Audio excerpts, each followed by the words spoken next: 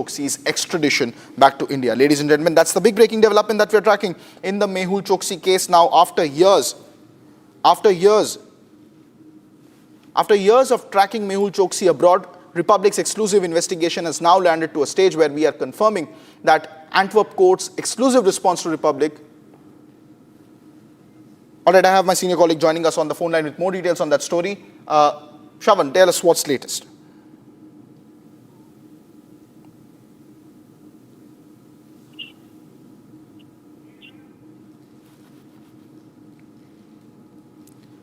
Beg your pardon, I have Shambhavi on the phone line now joining me live with the broadcast. Shambhavi, what's the latest that we are tracking? Tell us the legal implications of the road that has now been cleared by the Court of Appeals and the Belgium authorities. Right. So basically, India has sent an extradition request to Belgium, which is asking for Mehul Choksi to be handed over to face the criminal proceedings in India. Now, this request was based on two Indian arrest warrants, one dated 2018 and another was dated to 2021. Then the Belgian authorities initially accepted to proceed with the extradition because they found it legally valid, and this initial decision was made on somewhere between November 2024. To which Choksi appealed that decision before a higher Belgian court, which is called the Chamber of Acquisitions. This chamber basically reviews whether an extradition decision is legally sound and matches all their requirements. In October 2025, the appeal was then dismissed, to which the appellate court said that there is no factual or legal obstacle which is stopping the extradition to India. So it confirmed that the extradition process can go ahead. Basically, the entire request was measured, or there were 6 main points which were considered to decide if Choksi can be sent back to India. And out of 6, they agreed with 5, basically asking or saying that there is a valid extradition agreement, India and Belgium, and the fact that India is requesting the extradition of Arunachal Choksi in this case is true. The third one being that the crime which he is accused of in India, like fraud or criminal conspiracy, they are also punishable under the Belgian law, which is a requirement for extradition to be followed. The fourth point is that there is no time limits involved in this entire scenario, so that will not block the case in either country. Fifth was the nature of the charges. The nature of both the charges, because they are punishable under both Indian law and Belgian law, yes, it allowed the extradition. The only last point, which was an exception, is the point 2021 arrest, which was on tampering or destroying evidence. Belgium said that its law does not recognize that crime in the same way, so that specific charge can't be a part of the extradition. So overall, Belgium has now accepted the extradition and has asked Choksi to appeal within 15 days. All right. Thank you so much, Shambhavi, for tracking those details. Ladies and gentlemen, that's the big breaking development coming in now. The appeals court in Belgium also upholding that under the Indian law, Mehul Choksi can be extradited. And Republic has been following this breaking news development and the entire sequence of events ever since Mehul Choksi absconded from India. And ladies and gentlemen, here's a detailed report in a summary of all the breaking news inputs that we have on Mehul Choksi today. Take a look.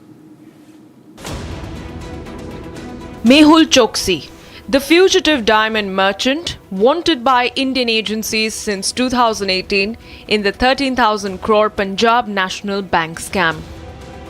On October 18th, Belgium cleared a major legal roadblock, paving the way for Choksi's extradition to India.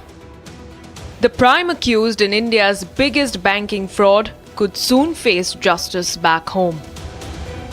On October 18, Belgium cleared the legal roadblock in extradition of Indian fugitive Mehul Choksi, the prime accused in 13,000 crore PNB fraud case. Just this Monday, on October 20th, when I reached out to Antwerp court in a written response to Republic, the Advocate General Ken Witpass confirmed that there is nothing stopping Belgium from extraditing Mehul Choksi to India.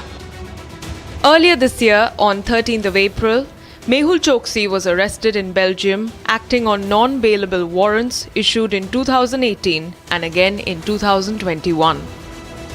Indian officials had been tracking Choksi's movements for months. Once located, a formal extradition request was placed, one that now has no legal roadblock in Belgium. Choksi's return would mark another major diplomatic and legal victory for India, coming months after the successful extradition clearance of 2611 terror-accused Tahavur Rana from the United States. A billionaire fugitive soon to be brought back, a government chasing justice, and Republic tracking every move. Moving on to some breaking news updates coming in from our neighbouring country of Pakistan, where top Pakistani general has admitted to India's rising stature as a global superpower. Yes, I'm talking about Pakistan's Joint Chief of Staff's Committee Chairman, General Shahid Samsad Mirza, who said that India is an important country in the global south, and he in fact even parroted Trump's claims of having brokered peace between India and Pakistan. Here's what is happening in Pakistan army. Is a rebellion kind of a situation brewing against Munir? Take a look. Pakistan desires normalization with India based on principles of peaceful coexistence, sovereign equality, but more importantly, dignity and honor. We believe that a third party is essential to any possible mechanism of dispute resolution between India and Pakistan. Sahil Shamshad Mirza, chairman of Pakistan's Joint Chiefs of Staff Committee, has just praised India for its rise as a global superpower. Pakistan prefers dialogue over disengagement, peace over conflict, and civility over jingoism, and stands ready to engage with India to find a peaceful and a negotiated solutions to all disputes, including Kashmir. Pakistan desires normalization with India based on principles of peaceful coexistence, sovereign equality, but more importantly, dignity and honor. But it requires a willingness on the Indian side as well. We believe that a third party is essential to any possible mechanism of dispute resolution between India and Pakistan. We shall always welcome such initiatives by any state, international body, or a multilateral organization. In nutshell, ladies and gentlemen, India is an important country of global south and an aspirant of a major stake in the world order. India is perhaps the only country that has stood toe-to-toe against Trump's tariff bullying without actually going to war with the US. While several other countries like Japan, South Korea, and Europe have all caved in, India has stood tall. Pakistan just got battered in Operation Sindoor. Heavy damage was inflicted on terror infrastructure in Pakistan, and its nuclear facility was hit as well. This isn't a first though. Last year, Pakistani leader Fazlur Rahman praised India for being a global superpower. Hindustan और हम एक ही दिन में आज़ाद हुए 15 अगस्त 1947 को सुबह 8 बजे दिल्ली में लॉर्ड माउंटबेटन ने इंडिया के गवर्नर जनरल का हल्फ उठाया और कराची में कायद आज़म मोहम्मद अली जिन्नाह ने हल्फ उठाया। एक ही दिन हम आज़ाद हुए। आज वो दुनिया की सुपर ताकत बनने के ख्वाब देख रहा है और हम दिवालियापन से बचने के लिए भीख मांग रहे हैं। Apart from this, Sahir Mirza also parroted Trump's lies of having brokered peace between India and Pakistan, a claim India has time and again denied on global platforms.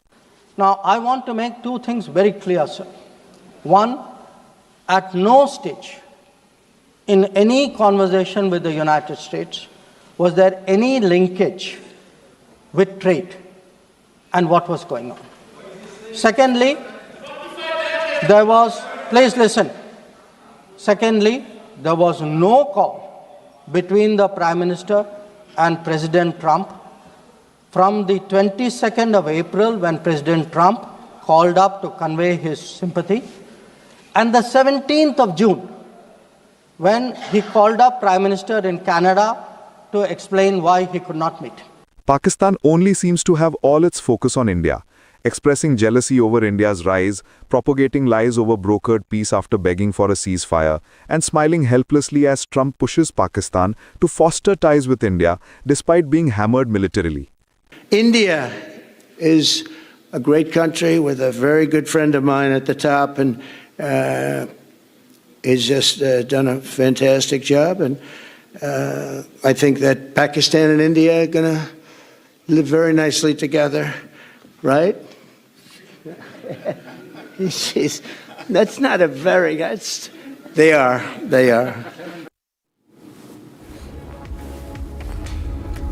And the battle for Bihar, ladies and gentlemen, is once again intensifying. Now, this morning we had a very power-packed press conference coming in from RJD leader Tejasvi Yadav, who announced a long list of welfare schemes for women in the state of Bihar, along with promises being made to contractual government employees for permanent jobs. However, he also mounted a very scathing attack on Bihar's Chief Minister Nitish Kumar, saying that in fact BJP and the NDA have come to an understanding that Nitish won't become the Chief Minister.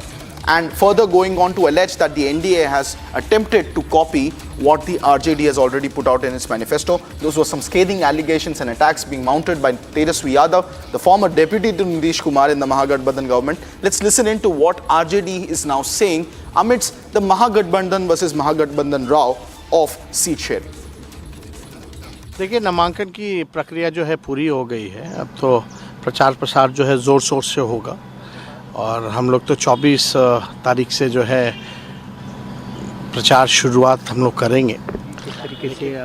अब वो उनकी स्थिति नहीं रहेगी. अब कोई भी मुख्यमंत्री को डांट फटकार देता है. इतने लाचार मुख्यमंत्री पूरे देश में नहीं होंगे. वो तो स्पष्ट है. देखिए, नीतीश कुमार जी मुख्यमंत्री नहीं बनने जा रहे, ये तो स्पष्ट हो गया है. वो अमित शाह जी ने कह दिया. और जो उन्होंने 10,000 के बारे में कहा, उन्होंने कहा सीड मनी है, यानी उधार है. तो साफ स्पष्ट हो गया. लेकिन हम लोग जो देंगे वो आर्थिक न्याय के तौर पे देंगे. Well, that was RJD's leader Tejasvi Yadav. Moving on to more breaking news details coming in from the United States. Once again, US President Donald Trump has stated that Washington would continue with their plans to impose a 155% tariff on Chinese goods imported into the United States beginning from November 1st, despite expressing his desire to maintain amicable ties with Beijing. Now, this big announcement comes just a week ahead of President Trump and President Xi's meeting in South Korea. Will that culminate into a full-blown tariff war? Here's a report.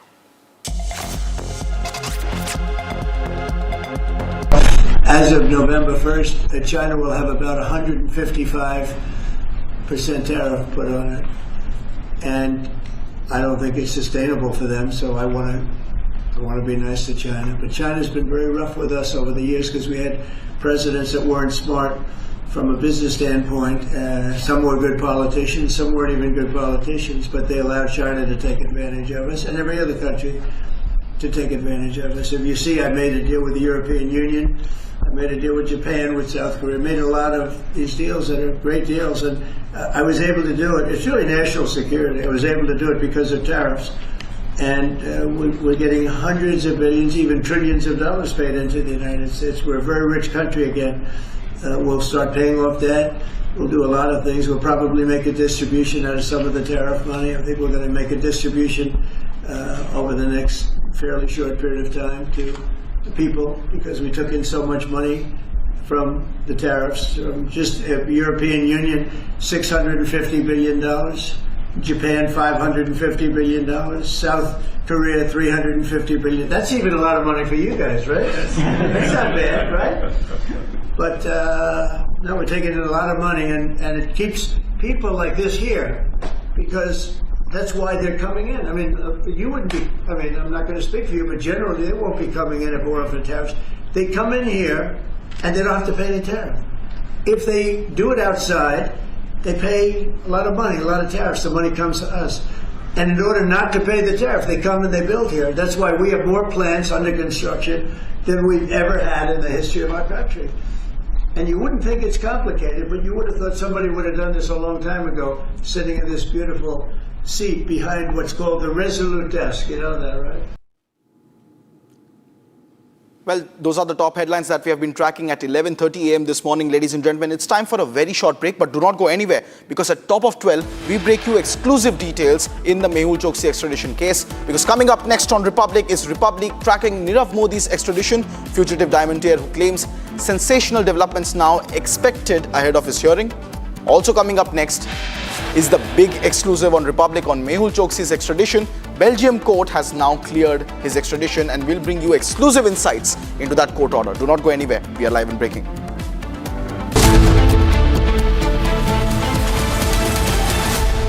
थोड़े में ज्यादा स्वाद, यही तो है इसकी खास बात। वाओ मम्मा, क्या स्वाद है। अरे मेरे राजा, सबका राजा आरती और मसाला।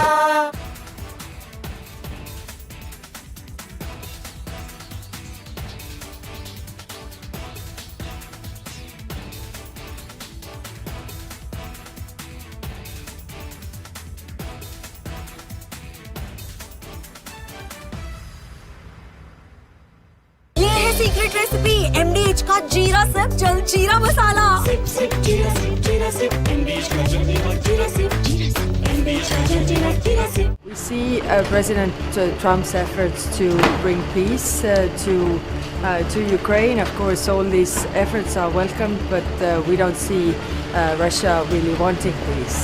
Russia only understands strength and only negotiates when it's really put to negotiate. So right now we don't see it yet. That's why we are discussing, of course, what more can we do. We are expecting this week also to adopt the 19th package of sanctions. Unfortunately, not today, but we have also a leaders' meeting coming up in Thursday.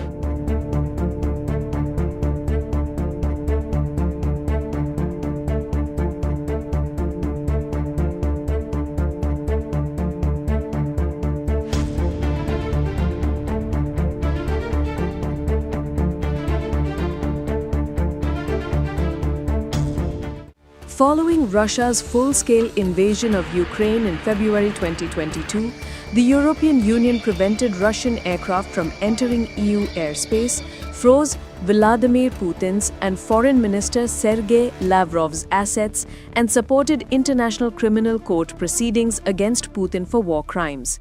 Hence, his travel poses a major legal and logistical challenge, as ICC has a warrant out for him, and Putin cannot reach Budapest.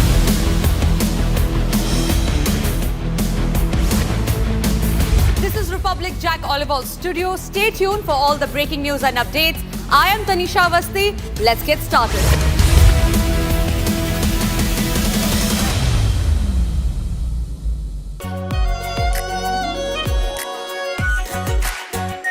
R Pure Shahi Paneer Masala.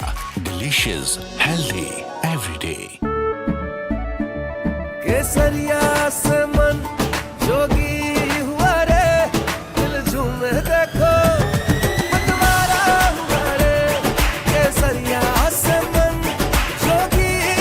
हर पल मनाओ केसरी त्योहार। विमल, बोलो जुबान Kesari. MDH की हल्दी मिर्ची धनिया करे कमाल। ये रंग दे, ये खुशबू दे, ये तीखा, ये कम पड़े। क्या निराला MDH masala.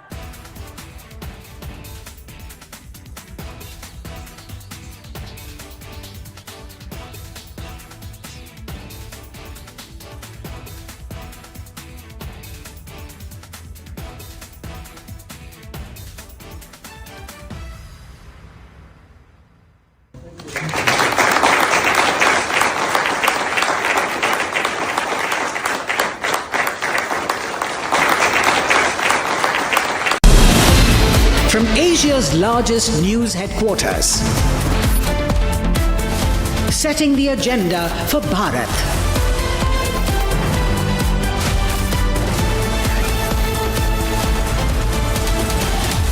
You're watching Republic.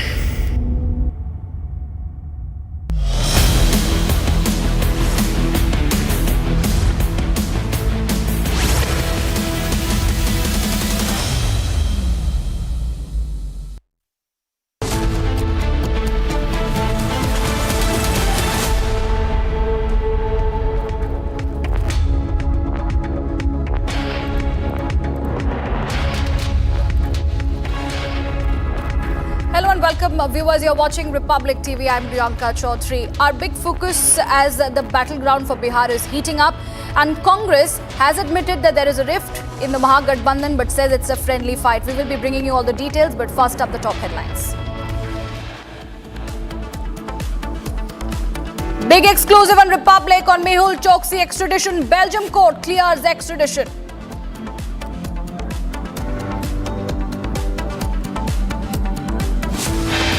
जितनी जीविका सीएम भी दिया है यानी कम्युनिटी मोबिलाइजर्स हैं उन सभी सीएम दीदियों को स्थायी कर उन्हें सरकारी कर्मचारी का दर्जा देकर उनके वेतन को 30,000 प्रति माह हम लोग करेंगे।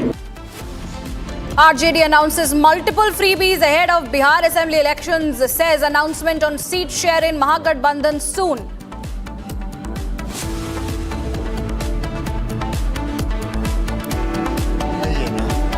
वैसी स्थिति नहीं है, थोड़ी सीटों पर जरूर फ्रेंडली फाइट हो सकती है, बाकी कोई नहीं है। बिल्कुल हमने पूरी स्टडी कर ली है।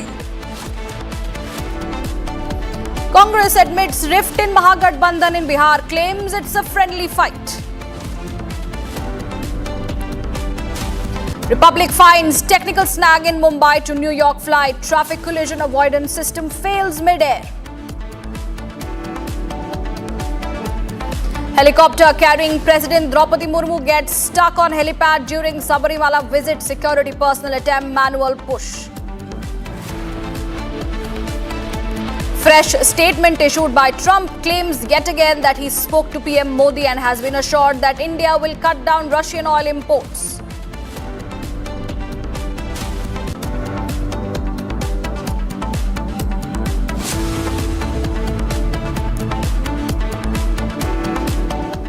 And viewers, the breaking news are coming in. Independent MP Pappu Yadav from Purnia voiced strong support for the India alliance, stating that public is eager for change and ready to back at a new government under its banner. Emphasizing Rahul Gandhi as the alliance's strongest ideological leader, Yadav said that the elections should be fought under his leadership, which would garner significant support from the backward communities, SCs and the STs. Latest breaking news are coming in, viewers. As far as the elections in Bihar is concerned, independent MP Pappu Yadav has voiced strong support for the India alliance.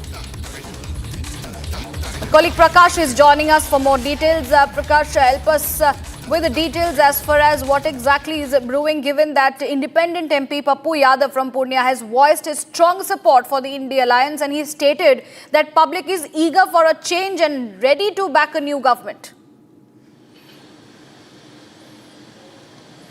Well, as you rightly pointed out, he's an independent MP and he has no locus standi within the Congress party. He's just trying to create a confusion among the Mahagathbandhan because he competes with Tejasvi Yadav just because he is from the Yadav community, and we have covered him well enough to understand his psyche and politics. But as far as Tejasvi Yadav is concerned and Mahagathbandhan is concerned, they would be holding a joint press conference tomorrow pertaining to the seat sharing arrangement or whatever candidates they have decided or finalized their names on. And if at all there would be any friendly contest or not, because the last date of withdrawal of nominations in many constituencies have passed on. So they would be deciding on that, and they would put up a joint press conference and tomorrow most likely before Chhat, and pose before the media to tell their point of view, what future lies ahead, what would be the agenda on which elections would be fought. And meanwhile, allegations and counter allegations are on. Pappu Yadav giving the idea that Rahul Gandhi is the biggest leader, but as far as Bihar is concerned, the Congress party is dependent on Tejasvi Yadav's Muslim Yadav vote bank. That's right. कि जनता एक तरफ नरेंद्र मोदी के चेहरे पर, विनाश के चेहरे पर, नफरत के चेहरे पर लड़ रही है। नीतीश कुमार को तो मुख्यमंत्री बनाए ना, तो उनका तो चेहरा है नहीं।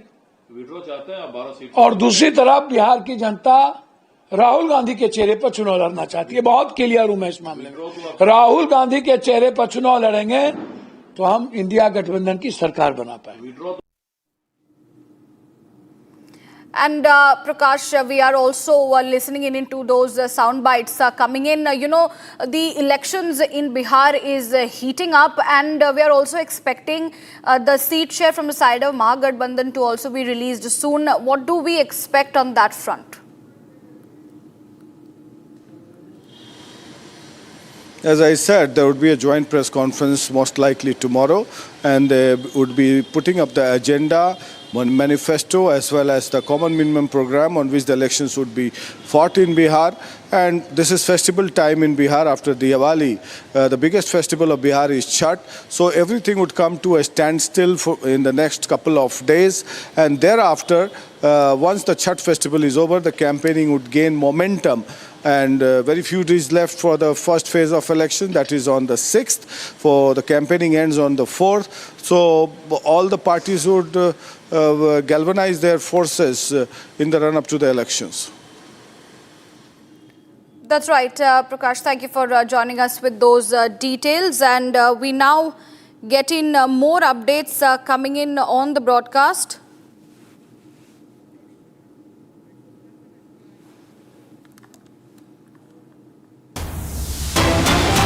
And moving on, viewers, to more news coming in on the broadcast. More updates coming in. These are the live visuals that we have cut into. This is President Droupadi Murmu to offer her prayers at the Sabarimala Ayyappa temple. She is the second president to visit the shrine, as before her former president V.V. Giri had visited Sabarimala in 1970s and had travelled to the shrine in a dolly. We are bringing you visuals of President Droupadi Murmu. She will be offering her prayers at the Sabarimala temple shortly, as she is arriving at the temple. She has travelled from Pamba, and this is a convoy of 4-wheel drive vehicles, and she is the first woman head of a state to visit the Lord Ayyappa shrine at the Sabarimala for offering her prayers. We are bringing you these live visuals of President Droupadi Murmu at the Sabarimala temple. President Murmu travelled to the shrine in a convoy of 5 4-wheel drive vehicles of the Kerala police, accompanied by an ambulance along the 4.5 kilometer long Swami Ayyappa road, which is a traditional trekking route to Sanitation. And she's arrived at Pamba by road from the Rajiv Gandhi Indoor Stadium at Pramadam. And it's a very, very significant development coming in. Live visuals are from the Sabarimala temple as President Droupadi Murmu is going to be offering her prayers. She is the second president to visit the shrine, and before her it was President V.V. Giri who had visited Sabarimala in the 1970s. And she is also the first woman head of state to visit the Lord Ayyappa shrine at Sabarimala to offer her prayers. President Murmu is on a 4-day official visit to Kerala. She arrived at the Thiruvananthapuram only yesterday, and she was welcomed at an international airport in the state capital by Kerala Governor and also Chief Minister and other public representatives and senior officials who had joined in to welcome the President. And right now we are showing you the visuals of President Droupadi Murmu arriving at the Sabarimala temple. Very, very, very, very significant visit of the President. She travelled from Pamba to Sanitation in a convoy of a 4-wheel drive vehicle, and she is the first woman head of state to visit the Lord Ayyappa shrine at Sabarimala to offer her prayers.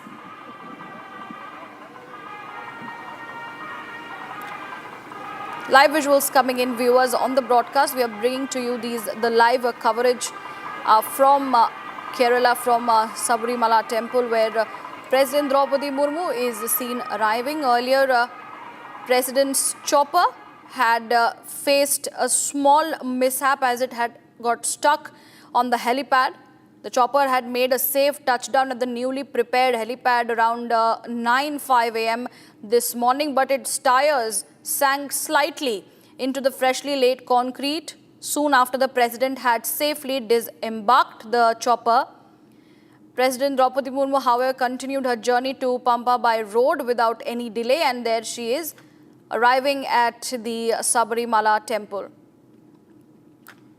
In fact, adverse weather conditions were also reported, and the work on the helipad at the Pramadam Indoor Stadium was completed only a few hours before the President's flight's arrival. And initially, the President was scheduled to land at Nilakal, but in consideration of the inclement weather conditions prevailing in the region, the plan had changed in the last minute. And there are the visuals coming in. As you can see, President Droupadi Murmu at the Sabarimala temple. Shawan Sen is joining me on the phone line. Shawan, take us through these developments coming in. A very, very significant visit of President Droupadi Murmu at the Sabarimala temple as the second president till now to be at the shrine. Well, in fact, this is quite significant with President Murmu, who's all set to offer prayers at Sabarimala Lord Ayappa temple. In fact, she happens to be the second president to visit the shrine. Just before her, you've had the former President V.V. Giri, who had visited Sabarimala. This was back in the 1970s. Now, she would be the second president to visit the shrine and offer prayers at the Lord Ayappa temple. That is going to happen a little later. We have already received the visuals a short while back of the president reaching there, and she's traveled from Pamba to Sanitation in a convoy. In fact, this morning there was a bit of a disruption, particularly with regards to her travel plans, keeping in mind that the helicopter she was traveling did actually get stuck at the tarmac. However, the condition appears to be better now, and the helicopter taking away from there. But bringing back to the focus on the president's visit, President Murmu's travel to the shrine. In fact, remember, she has traveled all the way. It's about a 4.5 kilometers long travel that she has taken, and a trekking route that is also to be undertaken by the president. She will basically arrive Pamba by road from the Rajiv Gandhi Indoor Stadium. In fact, this was around 8:40 this morning when she had landed there. All right, Shawan, we have to move on to a big breaking news coming in. Viewers, we are moving on to a breaking development. It is a major development. A Belgium court has cleared the path for the extradition of fugitive businessman Mehul Choksi to India, with the Antwerp Court of Appeal ruling in favor of executing the two Indian arrest warrants issued against him. And we are bringing to you these visuals as well. This is an exclusive response to Republic TV. The Antwerp Attorney General had laid out a detailed 6-step legal assessment.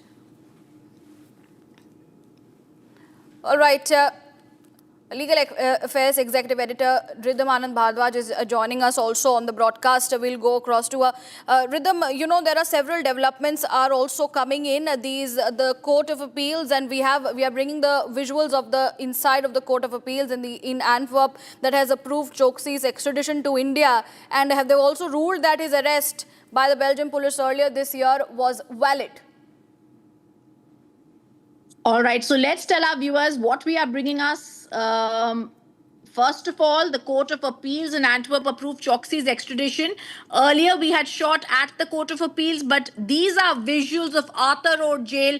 For the very first time in a world exclusive, Republic TV accesses those visuals of Arthur Road Jail that have been shared with the authorities in Belgium. These are visuals that are clearly showing and nailed it in our favor, where India has showed that we have the Arthur Road Jail ready. Barrack number 12 is ready for Mehul Choksi when he's going to come back. The main fugitive on the run in the 13,000 crore rupee case is now fugitive businessman on the run, is going to be brought back. I'm going to go picture by picture that we are showing you. This is a picture we are showing of the toilet that has been given. It has been marked. The first picture which we are showing is of the main gate of Arthur Road Prison. The second picture which we are showing is of the bottom of the barrack number 12. It says this is barrack number 12. This shows that this is a large passage. The third picture we are showing shows that there is enough ventilation clearing in the ground level. There is 20 feet on the 3 sides so as to allow free passage of light and air. What I'm trying to say, viewers, is that the Indian authorities have told the Belgium authorities that there is enough ventilation that is available in barrack number 12. The light condition is fine. The toilet conditions are fine. The cell is having sufficient sources of natural light. The cell has one main door. 3 windows, 5 upper ventilators, which ensure fresh air with cross ventilation. This is one of the biggest grounds that is given in international courts by fugitives such as Vijay Mallya and Mehul Choksi, that Indian jails are not fine. But these pictures that have been accessed, these are the 8 pictures accessed by Republic TV, show that there will be enough ventilation for Mehul Choksi once he resides in barrack number 12, the new guest house that's going to be given to the VVIP Mehul Choksi who wants VVIP treatment. Now this picture also shows that this is the outdoors of Arthur Road Jail that is going to be greeting Mehul Choksi very soon once he's brought out from Belgium. The Arthur Road Jail's new home of Mehul Choksi will also be showing us. They are showing us this is the toilet, through the passage through which he's going to go to the toilet. This is the main outdoor. The lights are switched on. There will be 6 hanging tube lights providing sufficient light in the cell. They also say there are 3 ceiling fans. There is also enough air circulation. Once the TV is also there provided, 1 TV is provided for news and entertainment, and there's an attached passage from the room that leads to the toilet. There is also an attached toilet with all essential amenities. There is also the barrack protected by a steel structure, which we are showing you, which is after clearing the ground level of 20 feet on 3 sides so as to allow free passage of light and air inside the jail. What are we trying to show here? He's going to be lodged after being in a Belgian prison since April, where he was being arrested on a request by Indian authorities. He's now going to be brought and dragged back to the Arthur Road Jail. The Court of Appeals that heard this case, remember Republic TV also reported from the Court of Appeals in April. From Antwerp, they've now approved the Choksi's extradition to India. They ruled that his arrest by Belgian police earlier this year was valid. The 66-year-old has been arrested by the Antwerp police on April following a formal request from Indian authorities. He's been lodged in Belgian prison. Multiple bail pleas were rejected on grounds that he posed a flight risk, with the finding that the major charges that India had made of criminal offences in Belgium are also there. This legal hurdle that was there for Choksi's attempts to prevent extradition has been over. 15 days time is given to Choksi. He'll try and appeal to the Supreme Court in Belgium. We have to see what will happen. But these pictures tell their own story. This is so clearly being done. Once this was raised as a ground before the court, immediately the Indian team moved the Belgium court, gave these pictures to them in an exclusive. We are showing you these pictures as a world exclusive, not accessed by anyone yet. These pictures show that the barrack that is protected by steel structure after clearing the ground level on 20 feet on 3 sides will also allow free passage of light and air inside the jail. The first picture shows the main gate of Arthur Road prison. The second photograph shows the barrack number 12 where there are 2 cells. Mehul Choksi will be kept in one of the cells. This picture is of a steel structure. After clearing the ground level, 3 sides will be allowing free passage of light. The white corridor that we were just showing you leads to the cell. For security and emergency, police personnel are deployed around the clock. Then we are showing you a picture which is showing you there's sufficient source of natural light. The cell will also have the main doors. What are the police and the authorities trying to tell the Belgium authorities? They are trying to say that one of the main grouses, and I've heard this myself in the Vijay Mallya case in the Westminster's court in London, they keep going on and on, the lawyers, that there is not enough jail conditions are not viable in India. However, now the Indian authorities, having understood this game that is played by fugitives, are quickly running to the Belgium court and giving out and showing pictures that we do have enough amenities, fresh air, ventilation for these fugitives. Now, I also want to tell our viewers that the court that has passed this order, Choksi is not a Belgian citizen. They have said the offences cited by India, the court said, including fraud, forgery, document falsification, corruption, are also considered crimes under Belgian law. This is one of the main reasons that Mehul Choksi is going to be dragged back to India. The court has also noted that Choksi's role in these offences could involve participation of a criminal gang, fraud, corruption. These are also considered serious offences in Belgium. On Choksi's argument that he was kidnapped, on Choksi's argument that judiciary in India is not independent, the court said that these are not correct. There's nothing to prove this. In fact, the court also said that he will be kept in barrack number 12 of Mumbai's Arthur Road Jail, which includes a 46 square meter area, 2 cells and a private toilet would be for them, which is exactly what we are showing you. India has won this battle, and also remember 13,815 crore defrauding of the Punjab National Bank. Nirav Modi already in a London prison. Mehul Choksi, his paternal uncle, is going to be dragged back from Belgium, and it's going to be seen only a matter of time now when we see this extradition taking place. Remember, India has this extradition with Mehul Choksi, an extradition plea with Belgium to get Mehul Choksi back to India. That's right. We are, of course, bringing in those pictures that Republic has accessed, the super exclusive pictures shared by India, pictures which have been shared by Indian authorities with the Belgian government. And these are the world exclusive viewers, pictures of Barrack 12 that awaits Choksi. Let us also now look at this report where we will be bringing you all the details and all the information in terms of the entire backdrop of the case. Mehul Choksi, the fugitive diamond merchant wanted by Indian agencies since 2018 in the 13,000 crore Punjab National Bank scam.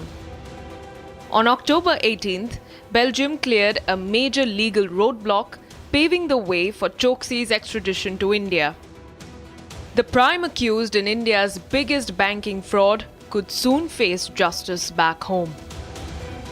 On October 18, Belgium cleared the legal roadblock in extradition of Indian fugitive Mehul Choksi, the prime accused in 13,000 crore PNB fraud case. Just this Monday, on October 20th, when I reached out to Antwerp court in a written response to Republic, the Advocate General Ken Witpass confirmed that there is nothing stopping Belgium from extraditing Mehul Choksi to India. Earlier this year, on 13th of April, Mehul Choksi was arrested in Belgium, acting on non-bailable warrants issued in 2018 and again in 2021. Indian officials had been tracking Choksi's movements for months. Once located, a formal extradition request was placed, one that now has no legal roadblock in Belgium. Choksi's return would mark another major diplomatic and legal victory for India, coming months after the successful extradition clearance of 2611 terror-accused Tahavur Rana from the United States. A billionaire fugitive soon to be brought back, a government chasing justice, and Republic tracking every move. Moving on, viewers, the tragic news coming in from Gujarat's Vadodara, where a drunk driver rammed his car into the labourers residing on the footpath while driving recklessly. In this, a 4-year-old died on the spot when the wheels of the car rolled over him, while 4 others were left injured.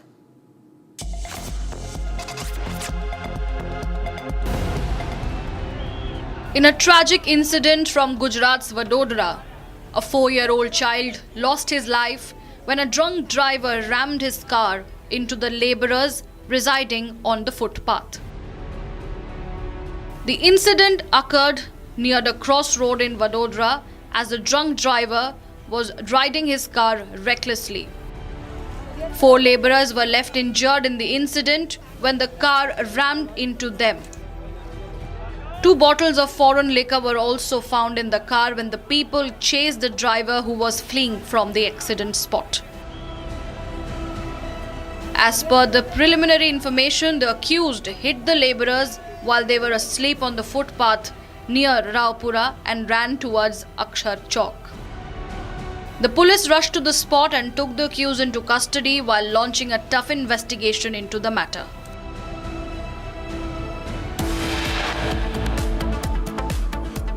Viewers, coming up on the other side, RJD announces multiple freebies ahead of the Bihar Assembly elections. Says announcement on seat share in Mahagathbandhan soon.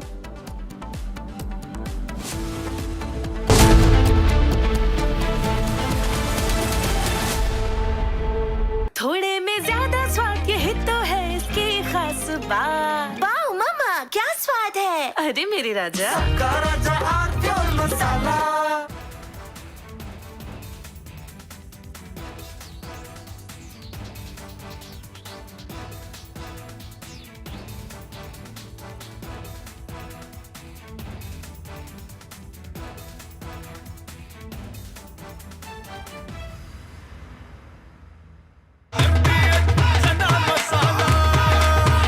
Chholiya हो या लोबिया, सफेद चने या काले चने, सब कुछ मजेदार बने।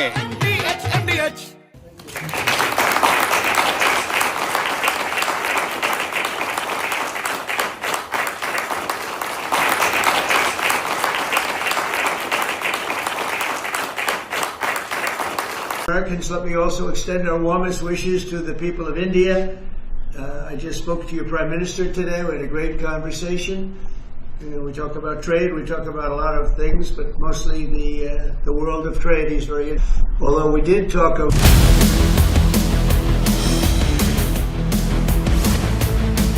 This is Republic Jack Oliver's studio. Stay tuned for all the breaking news and updates. I am Tanisha Avasthi.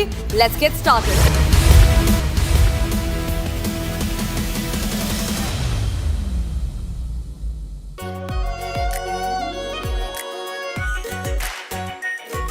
Pure Shahi Paneer Masala. Delicious, healthy, every day.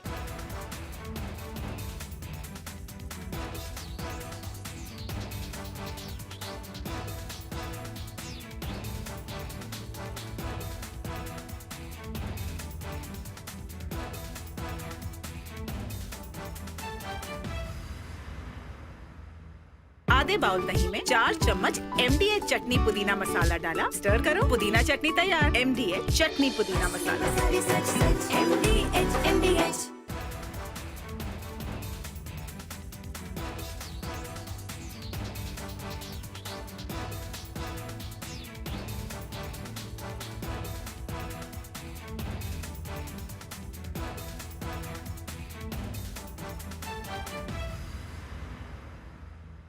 Pakistan desires normalization with India based on principles of peaceful coexistence, sovereign equality.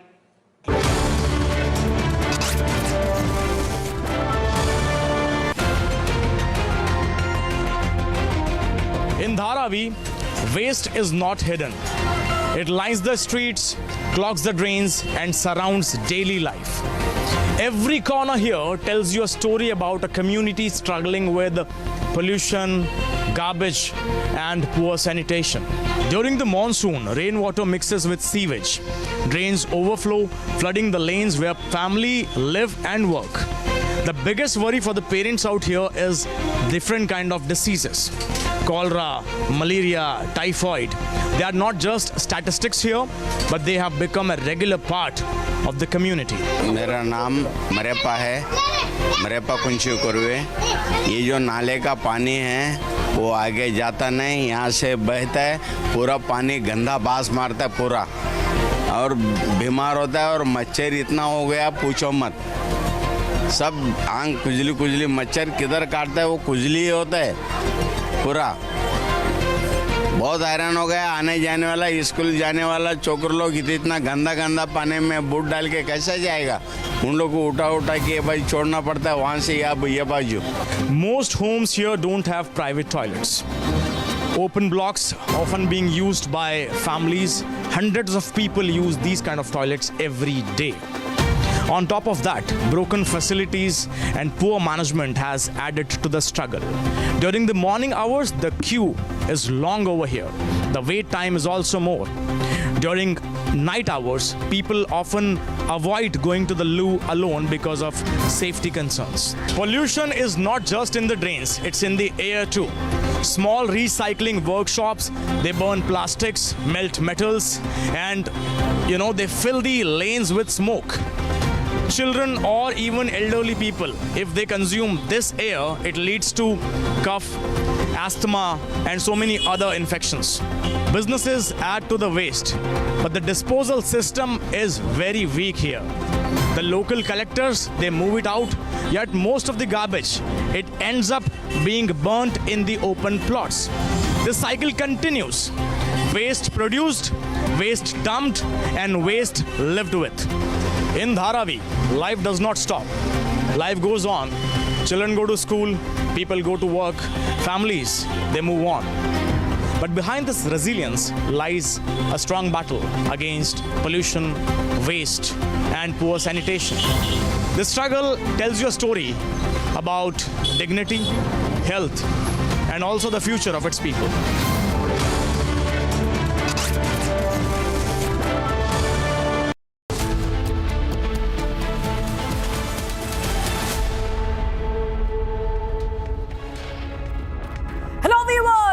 we are live and breaking up. Shivangi Shukla getting you the latest coming in. It's a big win for India because we see that the Antwerp Attorney General has confirmed Mehul Choksi's extradition, saying that there's no legal hurdle left. That's a big story we're tracking right now. But the headlines first. Let's get started. Big exclusive on Republic on Mehul Choksi extradition. Belgium court clears the extradition.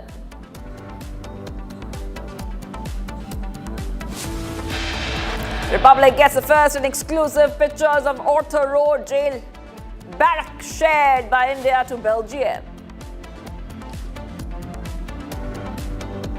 जितनी जीविका CM दीदियां हैं यानी community मोबिलाइजर्स हैं, उन सभी CM दीदियों को स्थायी कर उन्हें सरकारी कर्मचारी का दर्जा देकर उनके वेतन को 30,000 प्रति माह हम लोग करेंगे। RJD announces multiple freebies ahead of Bihar Assembly election, says announcement on seat sharing in Mahagathbandhan soon. जितनी बातें कही गई है ना, वैसी स्थिति नहीं है। थोड़ी सीटों पर जरूर फ्रेंडली फाइट हो सकती है, बाकी कोई नहीं है। बिल्कुल हमने पूरी स्टडी कर ली है। Congress admits rift in Mahagathbandhan in Bihar, claims it's a friendly fight. Republic finds technical snag in Mumbai to New York flight. Traffic collision avoidance system fails mid-air. Helicopter carrying President Droupadi Murmu gets stuck on Helipad during the Sabarimala visit. Security personnel attempt manual push.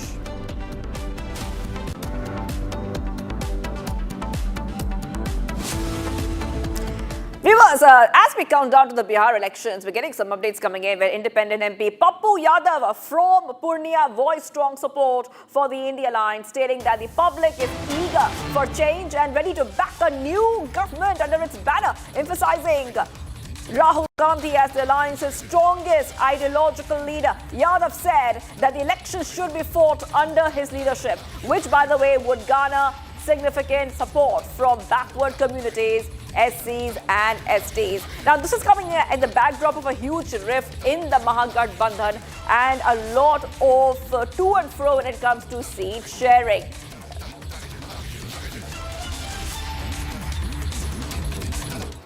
मैं मुख्यमंत्री के व्यक्तित्व पर, चेहरे पर कोई बात नहीं करूंगा। बिहार की जनता एक तरफ नरेंद्र मोदी के चेहरे पर, विनाश के चेहरे पर, नफरत के चेहरे पर लड़ रही है। नीतीश कुमार को तो मुख्यमंत्री बनाए ना, तो उनका तो चेहरा है नहीं, विड्रॉ चाहते हैं 12 सीट। और दूसरी तरफ बिहार की जनता राहुल गांधी के चेहरे पर चुनाव लड़ना चाहती है। बहुत क्लियर हूं मैं इस मामले में। राहुल गांधी के चेहरे पर चुनाव लड़ेंगे तो हम इंडिया गठबंधन की सरकार बना पाए। विड्रॉ तो आप चाहते हैं फ्रेंडली फाइट वाली सीट? ना, मैं तो चाहता ही हूँ किसी कीमत पर विड्रॉ हो। सारे कांग्रेस के सीटों पर फ्रेंडली फाइट हुई है। हम सबसे पहला चाहेंगे कि हर कीमत पर यदि विड्रॉ हो तो मंटा सिंह के चेहरे सीट पर विड्रॉ हो, नवादा कहलगांव हो हर कीमत पर, वैशाली हो, शाश्वत के नरकटियागंज हो, हम तो चाहेंगे। Getting some big breaking news coming in. LJP leader Chirag Paswan launched a sharp attack on Rahul Gandhi over the ongoing confusion in the Mahagathbandhan seat sharing arrangement, questioning how nominations could be completed without clarity on which party is contesting which seats, criticizing Rahul Gandhi's absence from the political scene. Asked why Gandhi had not stepped in to resolve the growing doubts and controversies within the alliance. Let's go and play out that statement. उनको नहीं संभाल पा रहे, मेरी तो समझ के परे है कि भाई ये लोग कौन सी दुनिया में ये लोग जी रहे हैं। यहाँ पे आज की तारीख में जब दूसरे चरण का नामांकन हो गया है, इस तरीके की बातें करके अपने बिखरे हुए या कोलैप्स गठबंधन के ऊपर जो ये लोग पर्दा डालने का प्रयास कर रहे हैं, हम जब सरकार में आएंगे, हम जब सरकार में आएंगे, हम ये करेंगे, हम वो करेंगे। प्रभु आप आइएगा कैसे सरकार में? ऐसा गठबंधन आज तक कभी भारत के राजनीतिक इतिहास में हम लोगों ने नहीं देखा, जहां पे घटक दल एक दूसरे के सामने है। दूसरे चरण का और फाइनल नामांकन की पूरी प्रक्रिया समाप्त हो चुकी है। उसके बावजूद भी अभी भी नहीं पता कि कौन कितनी सीटों पे चुनाव लड़ रहा है, नहीं लड़ रहा है। एक साथ घटक दल कभी एक साथ बैठे नहीं। राहुल जी जिन्होंने इतनी मेहनत की, सब SIR को लेकर लोगों को भ्रमित करने का कार्य किया, सब किया, वेयर इज़ ही, है कहाँ वो? Completely vanished. इतना यहाँ पे गठबंधन में बवाल चल रहा है। क्या ये नैतिक जिम्मेदारी दो बड़े घटक दलों की नहीं थी? क्या ये राहुल जी और नेता प्रतिपक्ष बिहार में तेजस्वी, इन दोनों की ये नैतिक जिम्मेदारी नहीं थी कि दोनों एक साथ बैठें और गठबंधन में जितने भी बॉटल नेक्स हैं उसको क्लियर किया जाए, इन सारे जितनी भी उलझने हैं उनको सुलझाने का प्रयास किया जाए? ये तो गंभीरता का अभाव दिखाता है। ये तो शरीर से दिखाता है कि शायद कांग्रेस सीरियस ही नहीं है बिहार के चुनाव को लड़ने को लेकर। When asked, the Union Minister Chirag Paswan has said that the NDA is united in backing Nitish Kumar as the chief minister. Let's listen in to that statement. अगर आप 29 सीट लड़ते रहेंगे, छोटी पार्टी कहलाएंगे, तो बिहार में मुख्यमंत्री कैसे बनेंगे? तेजस्वी जी देखिए 143 सीट पर लड़ते हैं। आप कब चिराग पासवान उस स्थिति में आएंगे कि नीतीश कुमार जैसी स्थिति हो, 140 सीट लड़े, 100 सीट लड़े? मेरा पहला जंप ही लोक जनशक्ति पार्टी रामविलास बनने के बाद 3 साल पुरानी ये जो पार्टी नई बनी है, मेरे पिता की लेगेसी वो एक अलग विषय है, बट ये नई पार्टी एक नए सिंबल के साथ within 3 years from 0 to 29, from single सांसद टू 5 सांसद, ये अपने में मैं मानता हूँ कि एक डिसेंट जंप है। और समय बीतने दीजिए, अभी मैं मानूंगा कि मेरे साथ भी उम्र है और मुझे जल्दबाजी में कुछ नहीं चाहिए, बट जब आए तो स्थिरता के साथ आए। उसके लिए आपको जमीन को उतना मजबूत करना होगा और फिलहाल मैं उसी अभी आपको इस नजरिए से देखा जाता है कि पासवान समुदाय का 5% वोट है, वो चिराग पासवान के पास है और उस हिसाब से सीटें थमा दी जाती हैं। चिराग पासवान इसको व्यापक तौर पे कब ले जाने की कोशिश करेंगे? तो जो मेरा MY की जो सोच है, जिसके साथ मैं आगे बढ़ रहा हूँ, जिस दिन मैं उसको पूर्णतः धरातल पर उतार पाऊंगा, क्या है MY आपका? सो मेरा MY में M में महिलाएं हैं, Y में युवा हैं। मैं बहुत ज्यादा क्या, मैं जात पात धर्म मजहब में मैं विश्वास नहीं करता। मैं नहीं मानता कि बिहारियों को जात में, धर्म में, मजहब में या लिंग भेद में बांटकर देखा जाना चाहिए। Bihari as a whole, 14 crore बिहारियों की हम लोग को लड़ाई लड़ने की जरूरत है। तो ऐसे में जो लोग M में सांप्रदायिकता देखते हैं और Y में जातीयता देखते हैं, मैं MY में महिलाओं का समावेश देखता हूं, भले वो किसी भी जात धर्म से आती हों, जो कि देश की नहीं दुनिया की आधी आबादी है। और Y में मैं युवाओं को देखता हूं, जो हमारे प्रदेश की ही नहीं बल्कि पूरे देश की सबसे बड़ी आबादी है। तो मैं इस समीकरण के साथ मैं आगे बढ़ रहा हूं। जिस दिन मुझे इस समीकरण के साथ जोड़कर देखा जाएगा और मुझे एक समीकरण से निकालकर समावेश वाली सोच वाला नेता समझा जाएगा, तो मैं मानूंगा कि मैं सफल रास्ते पर जा रहा हूं। तेजस्वी यादव ने तो कह दिया कि वो मुख्यमंत्री बनना चाहते हैं। क्या आप भी एक दिन, मैं लालू यादव का इंटरव्यू किया था 2006 में, तो उन्होंने अंग्रेजी में कहा था मुझसे, one day I will become the prime minister, one day. बिल्कुल सही। तो does Chirag Paswan one day? Of course one day.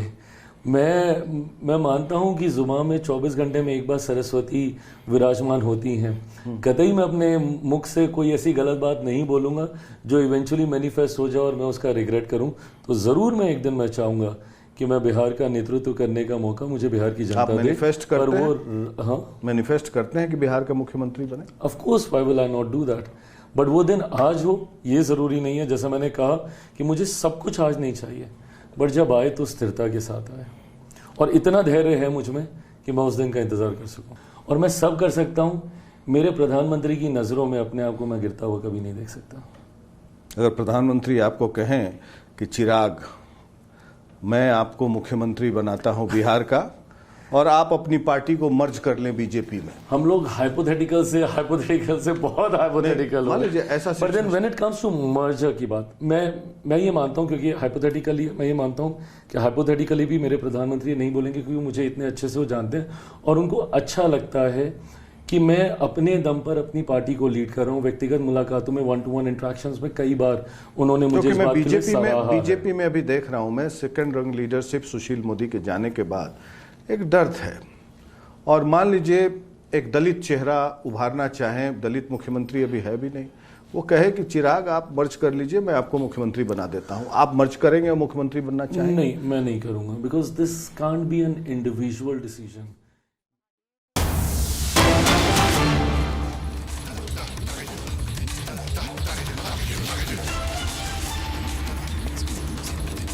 All right, we're getting pictures coming in right now, viewers. We can see that Defense Minister Rajnath Singh is live, and these are coming in where Olympic medalist Neeraj Chopra is being honored. Now, the ceremony of Olympic gold medalist Lieutenant Colonel Neeraj Chopra is being held, marking a very significant milestone in his decorated career. Chopra is a two-time Olympic medalist, was conferred with the honorary rank of Lieutenant Colonel by the Indian Army. And he was already awarded the Arjuna Award for his exploits in athletics 2 years later, and then received the Khel Ratna Award for his performance in the field of sports in 2021. Those are pictures coming in. Olympic medalist Neeraj Chopra being honored. And we can also see, viewers, that the Army Chief General Upendra Dwivedi and Rajnath Singh are present as Neeraj Chopra is being honored. Just talk a little bit more about Neeraj Chopra. He was promoted to the rank of Subedar Major in 2022, and then the Indian javelin throw ace also became a recipient of the Padma Shri, the fourth highest civilian award in India, in the same year. Live pictures coming in of Neeraj being conferred with the honorary rank of Lieutenant Colonel by the Indian Army. He is a two-time Olympic medalist who has made India proud on many, many occasions on the world stage. He's brought honor, he's brought pride, he's brought Olympic medals to India, and has made every Indian proud. Those pictures coming in on Republic TV as Neeraj Chopra is being honored. It's a very significant milestone in his already decorated career.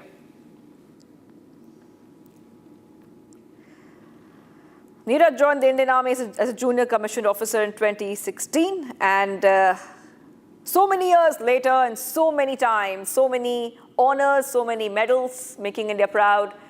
Those pictures are coming in of Neeraj being conferred with the honorary rank of Lieutenant Colonel by the Indian Army. You can see that the Army Chief General Upendra Dwivedi and Rajnath Singh are both honoring Neeraj Kumar with the honorary rank of Lieutenant Colonel by the Indian Army. That's the honor that he's getting.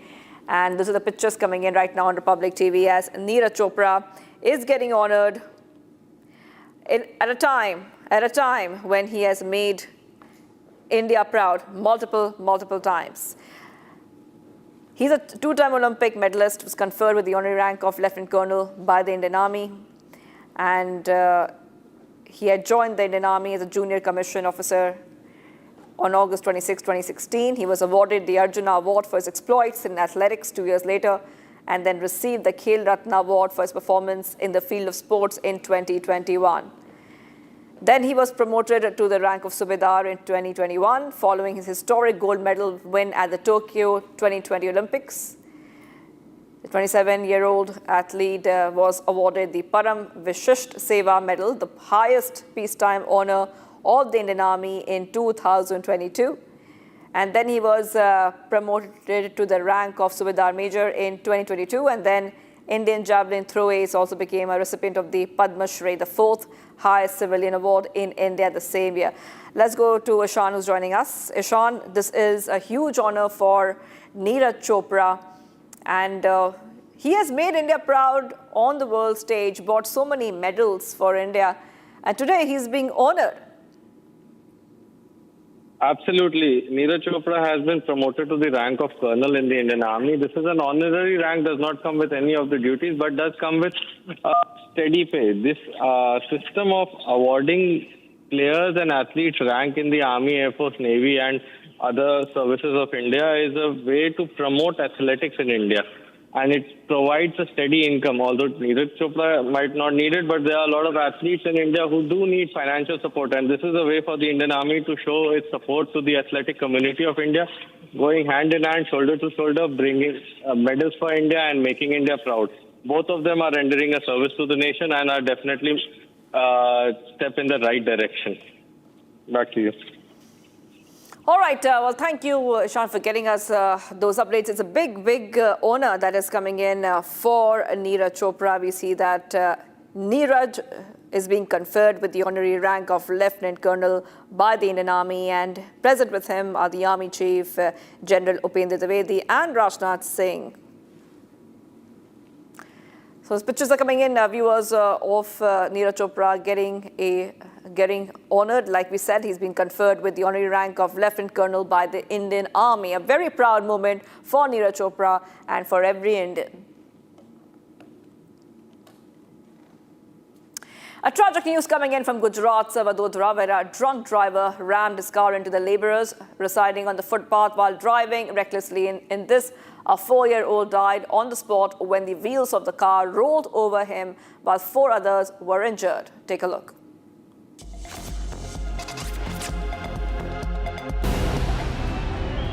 In a tragic incident from Gujarat's Vadodara, a 4-year-old child lost his life when a drunk driver rammed his car into the labourers residing on the footpath. The incident occurred near the crossroad in Vadodara as the drunk driver was riding his car recklessly. 4 labourers were left injured in the incident when the car rammed into them. 2 bottles of foreign liquor were also found in the car when the people chased the driver who was fleeing from the accident spot. As per the preliminary information, the accused hit the labourers while they were asleep on the footpath near Raupura and ran towards Akshar Chowk. The police rushed to the spot and took the accused into custody while launching a tough investigation into the matter. Dramatic turn of global diplomacy. US President Trump and Russian President Vladimir Putin may soon come face-to-face at the upcoming Budapest summit. But can Putin even make it to the venue? The ICC arrest warrant, NATO airspace restrictions and the ongoing Ukraine war have created an unprecedented geopolitical maze around the Russian leader's possible travel. Watch this report to know more. We see President Trump's efforts to bring peace to Ukraine. Of course, all these efforts are welcomed, but we don't see Russia really wanting peace. Russia only understands strength and only negotiates when it's really put to negotiate. So right now we don't see it yet. That's why we are discussing, of course, what more can we do. We are expecting this week also to adopt the 19th package of sanctions. Unfortunately, not today, but we have also a leaders meeting coming up in Thursday.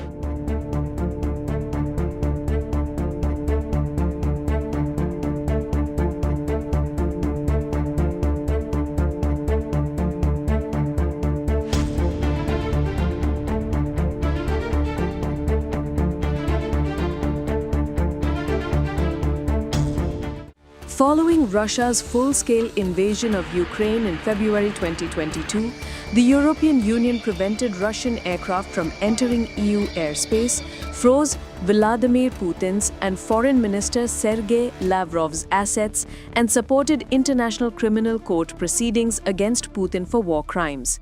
Hence, his travel poses a major legal and logistical challenge, as ICC has a warrant out for him, and Putin cannot reach Budapest without crossing NATO airspace or that of a country signed up to the International Criminal Court. When Putin visited Alaska for the Anchorage summit in August, the US granted special clearance for the presidential plane, a modified Ilyushin IL-96 airliner known as the Flying Kremlin, to fly. If Putin decides to visit Budapest, he will need similar special authorization to fly over an EU member state.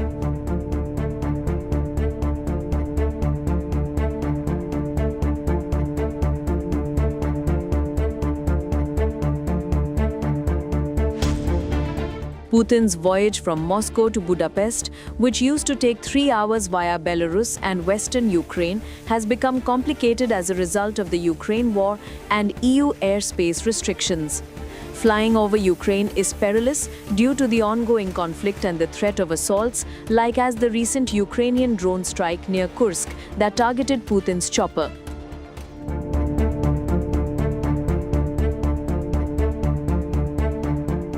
Putin might fly through Belarus into Poland for 5 hours, then fly south over Slovakia into Hungary. While Slovakia, an EU member with pro-Moscow sentiments, would likely permit his passage, Poland, a staunch NATO member and ICC supporter, would not.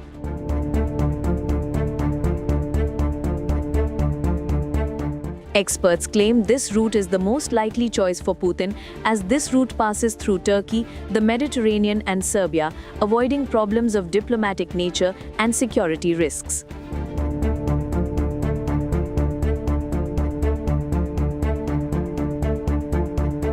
There is no place for war criminals in Europe.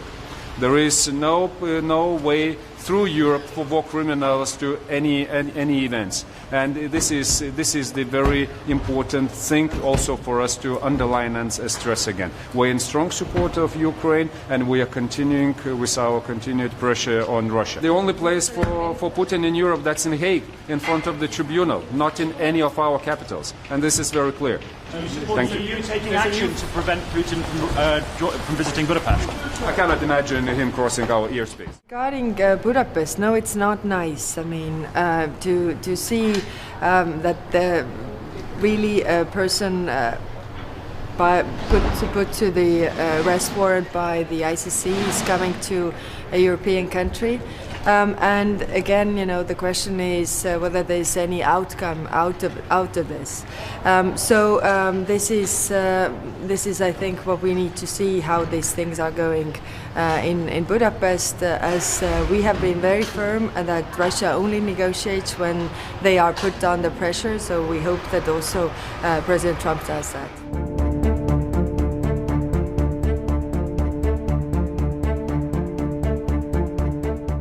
Which would have been that it's President Zelensky who meets Putin, because it's actually them who have to agree on this. So, as I said, I mean they are meeting, but let's see what's coming out of that meeting. I think it's important that President Zelensky also meets Putin, and they can discuss actually what they can do. If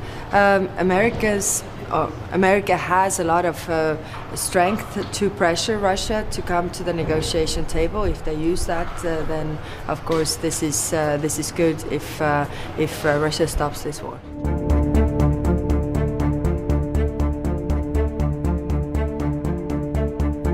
Vladimir Putyin elnököt is tisztelettel várjuk. Természetesen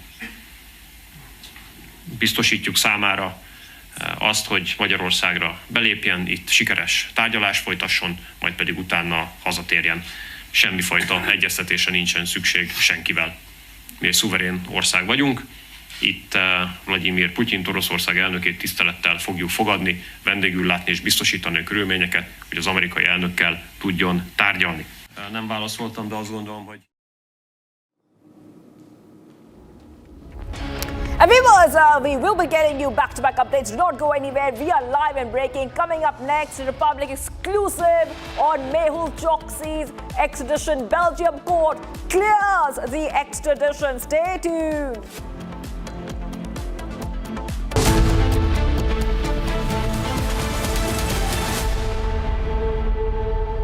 Amity has been ranked India's #1 not-for-profit private university for 11th year. with top 10 ranked institutions in management, engineering, biotech, law, masscom, telecom, hospitality, fashion and more. Yet another top ranking for Amity University. Pure सूजी pasta उबालो मिलाओ और खाओ 8 minute में तैयार। क्या test है सबका राजा आर्नब मसाला। Bliss. It teases, it soothes, and sometimes speaks without words. Experience bliss in all its forms with Hindware. Hindware, designed for bliss. दादी के हाथों का जादू और खुशबू से महकता घर, माँ की मुस्कुराहट और खाने की सुगंध। MDH गरम मसाला, क्योंकि हर रिश्ता है स्वाद से जुड़ा। We see President Trump's efforts to bring peace to Ukraine. Of course, all these efforts are welcomed, but we don't see Russia really wanting peace. Russia only understands strength and only negotiates when it's really put to negotiate. So right now we don't see it yet. That's why we are discussing, of course, what more can we do. We are expecting this week also to adopt the 19th package of sanctions.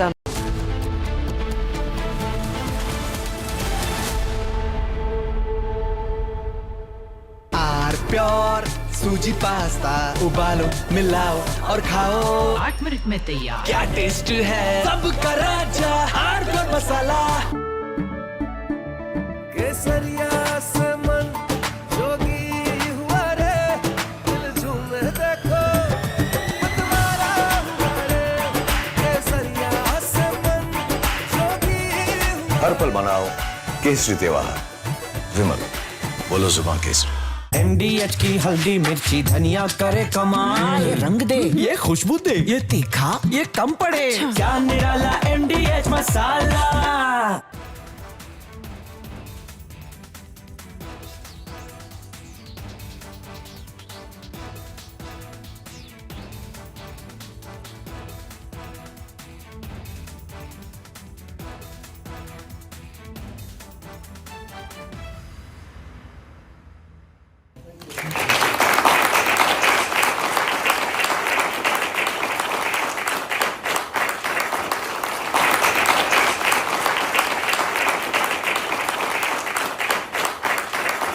Americans, let me also extend our warmest wishes to the people of India. I just spoke to your Prime Minister today. We had a great conversation. We talk about trade, we talk about a lot of things, but mostly the world of trade. He's very interested in that. Although we did talk a little while ago about let's have no wars with Pakistan. And I think the fact that trade was involved, I was able to talk about that. And we have no war with Pakistan and India. That was a very, very good thing. But he's a great person, and he's become a great friend of mine over the years. In a few moments, we'll light the diya as a symbol of faith in the victory of light over darkness. It's a beautiful term, light over darkness. That's what it's all about. It's knowledge over ignorance and good over evil. During Diwali, revelers recall ancient stories of enemies defeated, obstacles removed, and captives freed. The glow of the diya flame reminds us to seek the path of wisdom and to work with diligence and to always give. From Asia's largest news headquarters, setting the agenda for Bharat.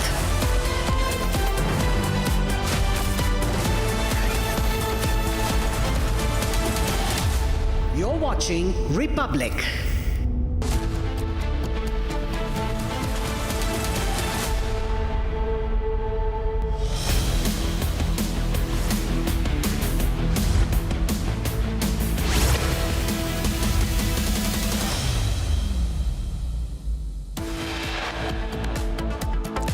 Big exclusive on Republic on Mehul Choksi extradition. Belgium court clears the extradition. Republic gets the first and exclusive pictures of Water Road jail barracks shared by India to Belgium. जितनी जीविका CM दीदियां हैं यानी community मोबिलाइजर्स हैं उन सभी CM दीदियों को स्थायी कर उन्हें सरकारी कर्मचारी का दर्जा देकर उनके वेतन को 30,000 प्रति माह हम लोग करेंगे। RJD announces multiple freebies ahead of Bihar Assembly elections, says announcements on seat sharing in Mahagathbandhan to be announced soon. Congress admits rift in Mahagathbandhan. वैसी स्थिति नहीं है, थोड़ी सीटों पर जरूर फ्रेंडली फाइट हो सकती है, बाकी कोई नहीं है। बिल्कुल हमने पूरी स्टडी कर ली है।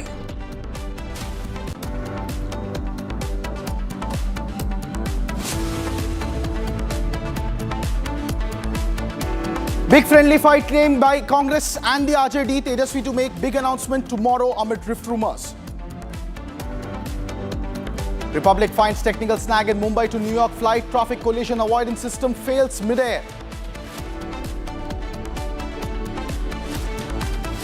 Helicopter carrying President Droupadi Murmu gets stuck on helipad during Sabarimala visit. Security personnel attempt manual push.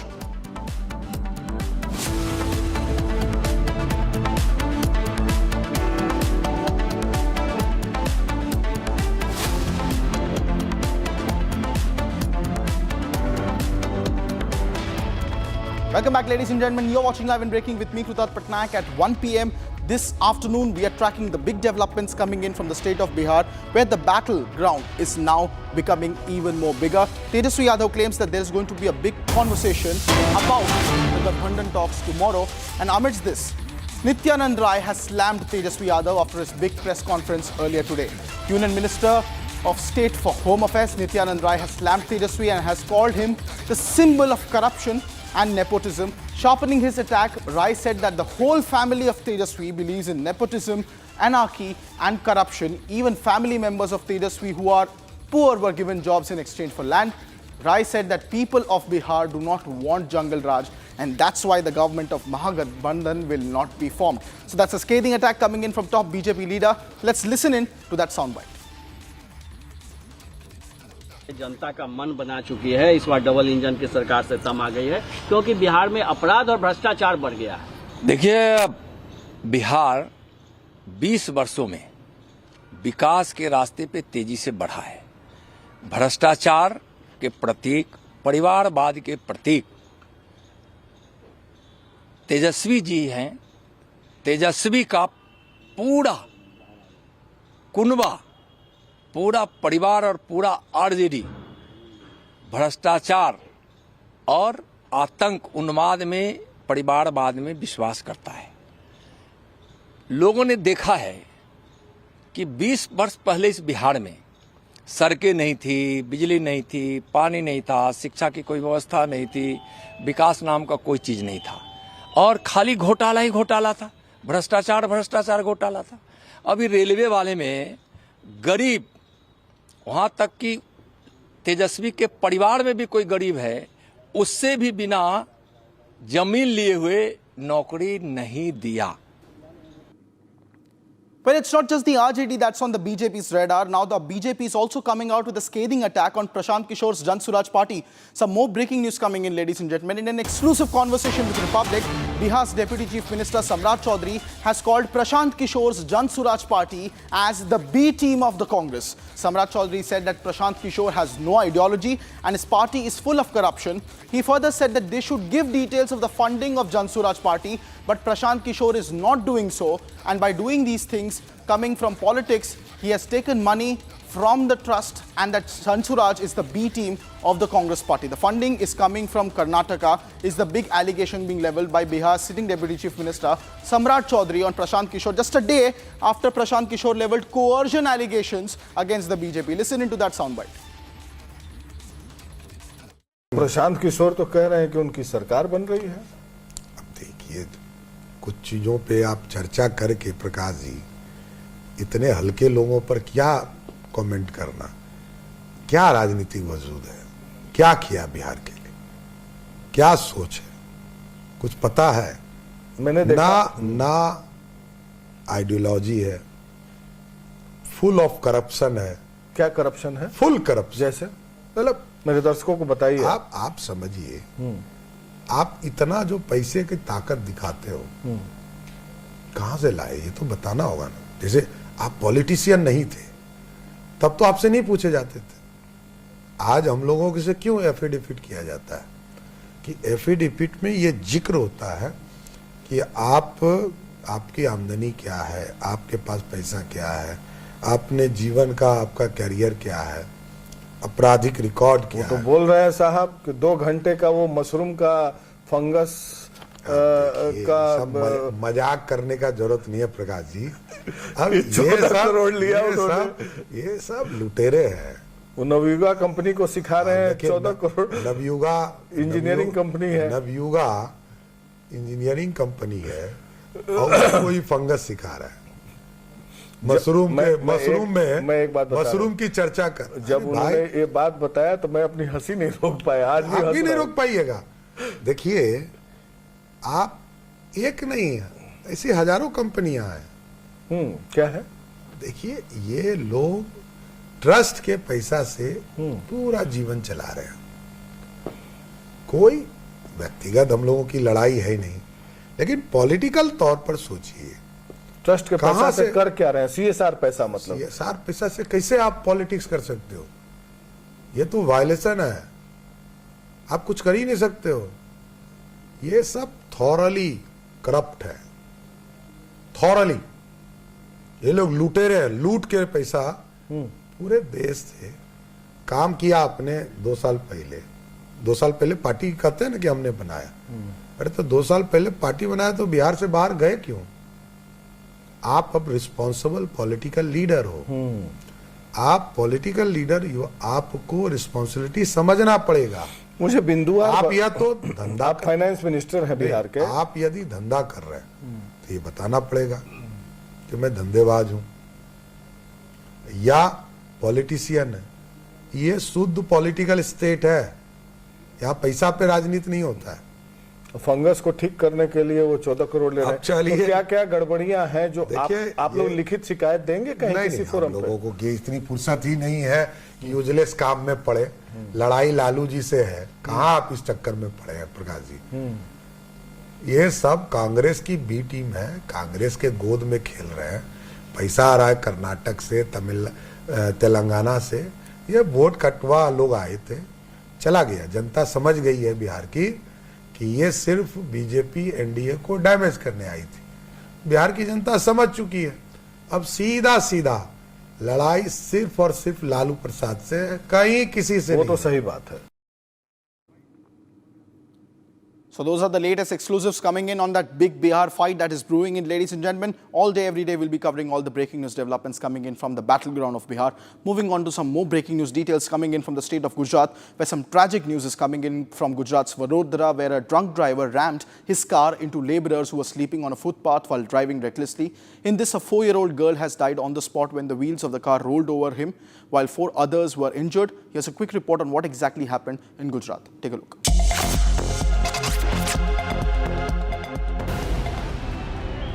In a tragic incident from Gujarat's Vadodara, a 4-year-old child lost his life when a drunk driver rammed his car into the labourers residing on the footpath.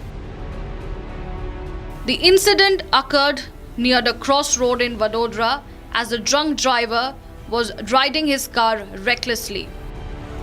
4 labourers were left injured in the incident when the car rammed into them.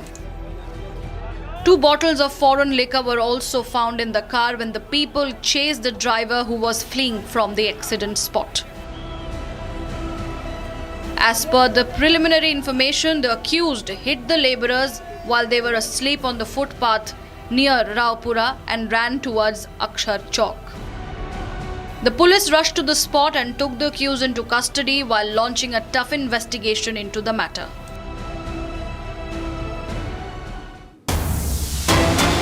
Alright, ladies and gentlemen, we are getting some fresh breaking news inputs on the Zubeen Garg death probe, where the SIT has exclusively spoken to Republic, which is in Singapore at the moment, to further probe the matter. The SIT to Republic has said that they have had a fruitful meeting with the authorities in Singapore and that all other work is in good progress in the probe.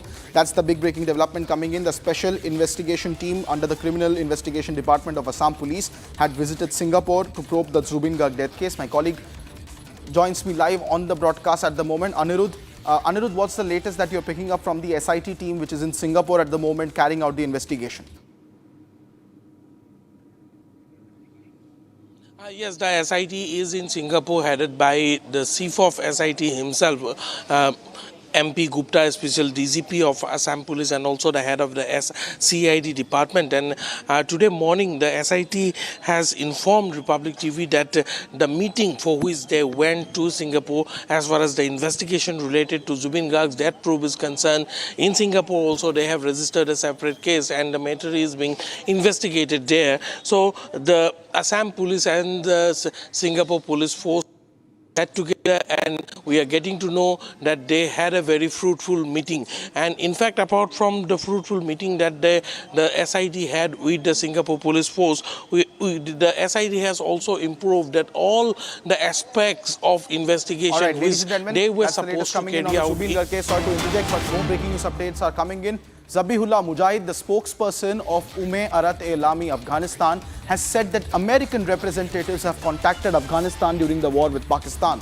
That's the big breaking news development coming in now, that the Americans are now also getting involved in the conflict. That's the big breaking news break that we are getting. Zabihullah Mujahid, who is the spokesperson of Ume-Arat-e-Lami, Afghanistan, has said that American representatives now are contacting Afghans during the war with Pakistan. He also said that in an interview that he had received some messages from American representatives during the war which aimed to try to reach a ceasefire and end the fighting.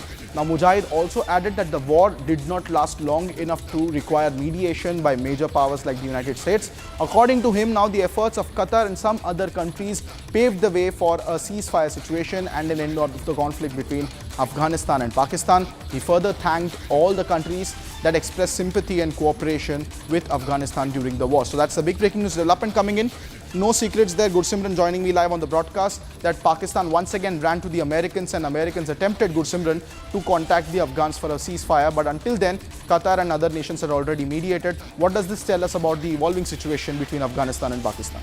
See, it was very clear from the very first day that when negotiations started that there will be a US role, and yes, it was very clear that Pakistan ran to the United States to seek their help, to their intervention, so that the hostilities along the Durand line can be contained. And now Zabihullah Mujahid, the spokesperson for the Afghan government, has said that it was the Afghan representative that contacted him, that spoke to the Afghanistan government during the war. He said that since the war was not long lasting, there was no need that the US needs to be involved, because the Qatar and Turkey and Saudi Arabia, they have played important role in the ceasefire and to end the conflict. So very clear that the US that has been acting as one of the plea hearers for the Pakistan was once again reached upon by Pakistan, because Pakistan was suffering a lot when it comes to the Durand line hostilities, and there many of the vital posts were also captured by the Afghan Taliban. So now the situation for the Pakistan was like they needed any friend, and then they ran to United States,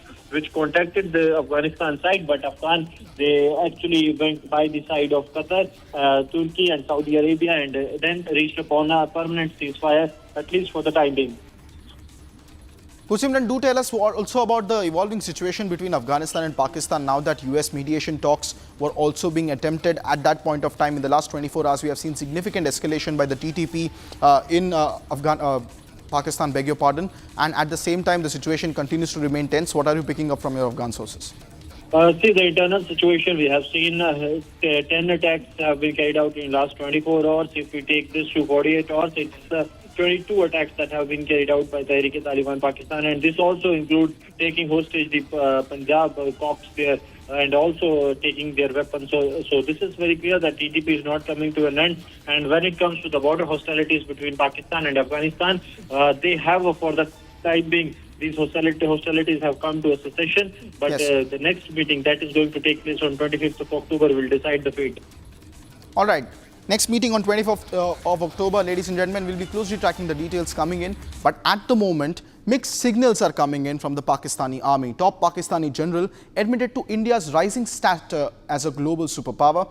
Pakistan's Joint Chief of Staff Committee Chairman General Sahil Shamsad Mirza, one of the top generals of the Pakistan Army, has said that India is now an important country of the global south, and he also parroted Trump's claims of having brokered peace between India and Pakistan. But at the same time, there seems to be a recalibration taking place within the Pakistani military fold after hammering by Afghans on the Western Front. Take a look at what exactly General Mirza had to say on India's rising stature as a global superpower.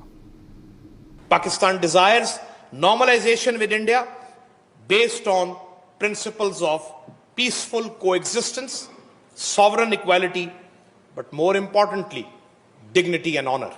We believe that a third party is essential to any possible mechanism of dispute resolution between India and Pakistan. Sahil Shamsad Mirza, chairman of Pakistan's Joint Chiefs of Staff Committee, has just praised India for its rise as a global superpower.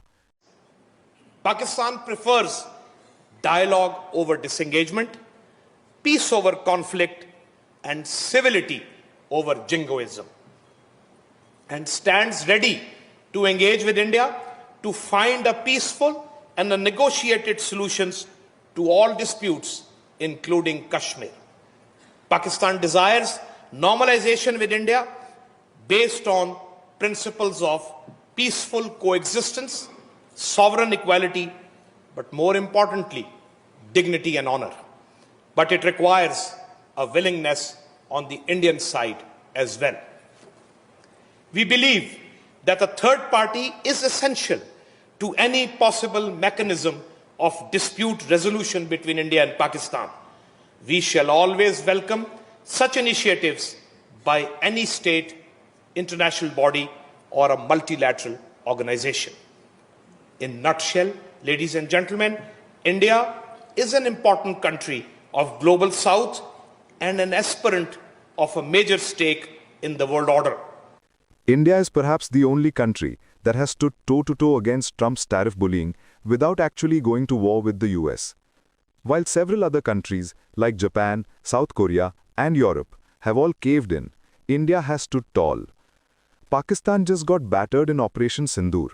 Heavy damage was inflicted on terror infrastructure in Pakistan, and its nuclear facility was hit as well.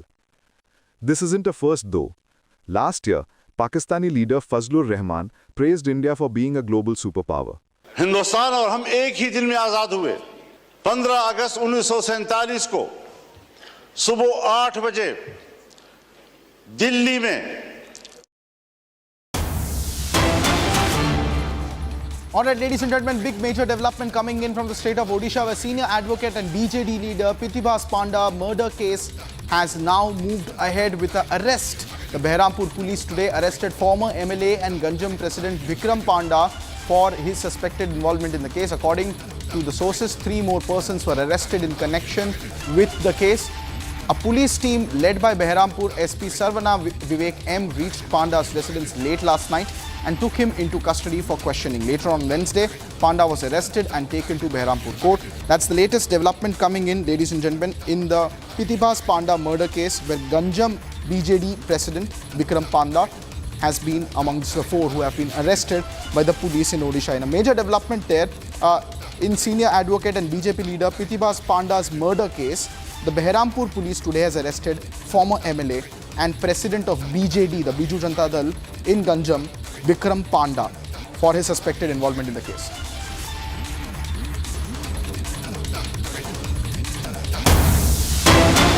Back-to-back breaking inputs coming in, ladies and gentlemen.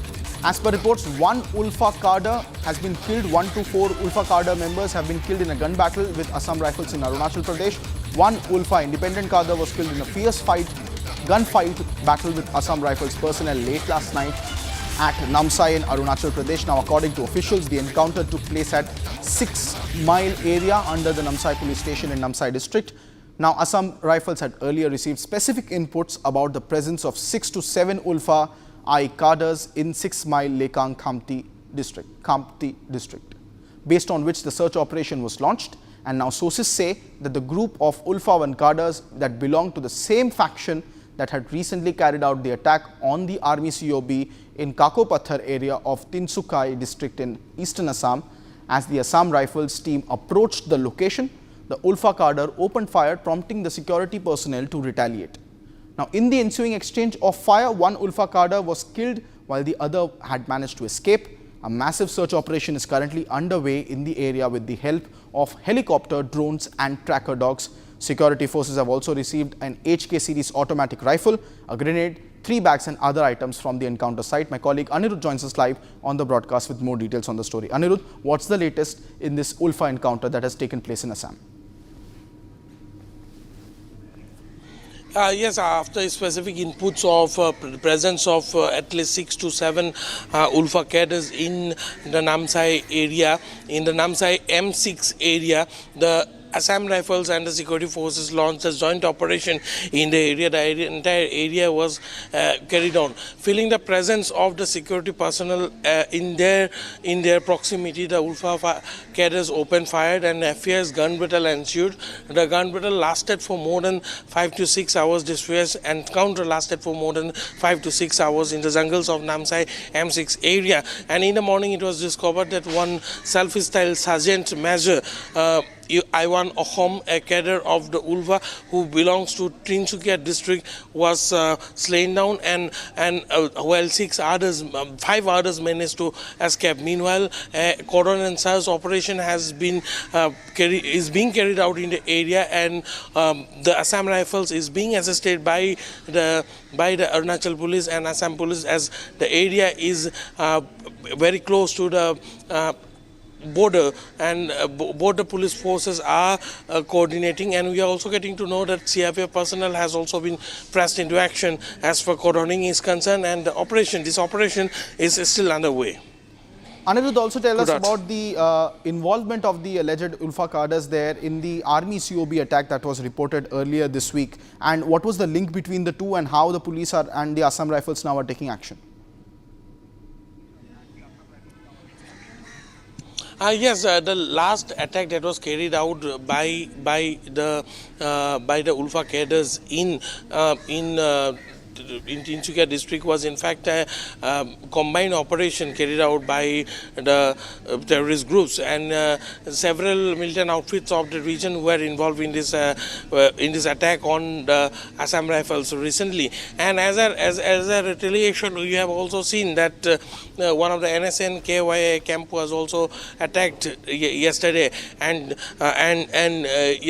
today we have this news coming in that this offensive has been carried out, and at least one cadre has been gunned down by the security forces, whereas 5.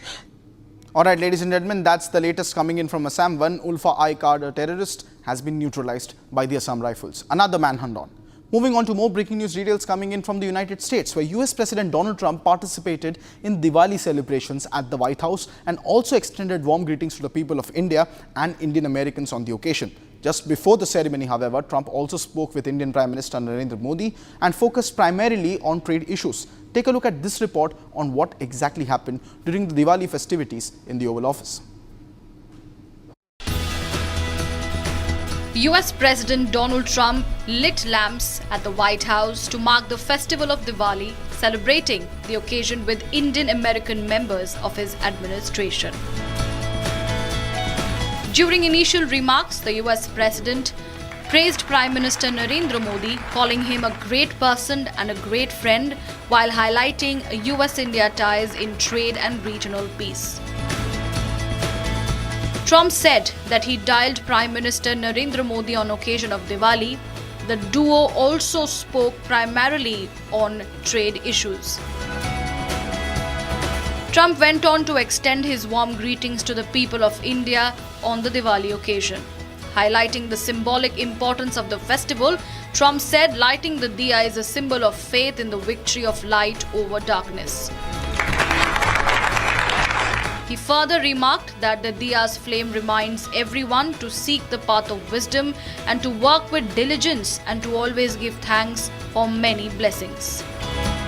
In a few moments, we'll light the diya as a symbol of faith in the victory of light over darkness. It's a beautiful term, light over darkness. That's what it's all about. It's knowledge over ignorance and good over evil.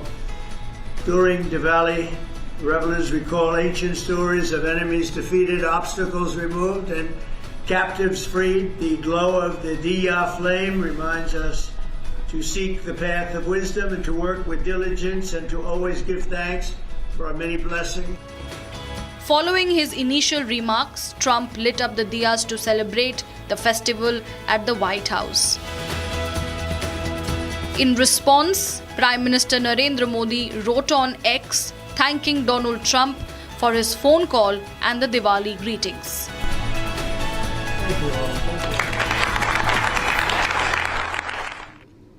Well, those are the top headlines that we were tracking for you at 1 p.m. bulletin this afternoon. Do not go anywhere. It's time for a very short break because when we come back, more breaking news details coming in from the state of Bihar.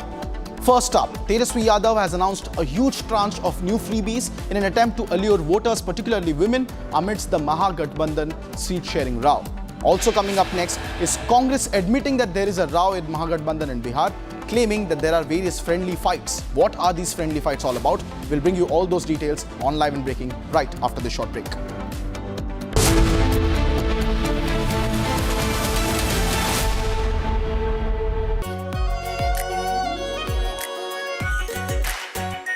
Our pure Shahi Paneer Masala.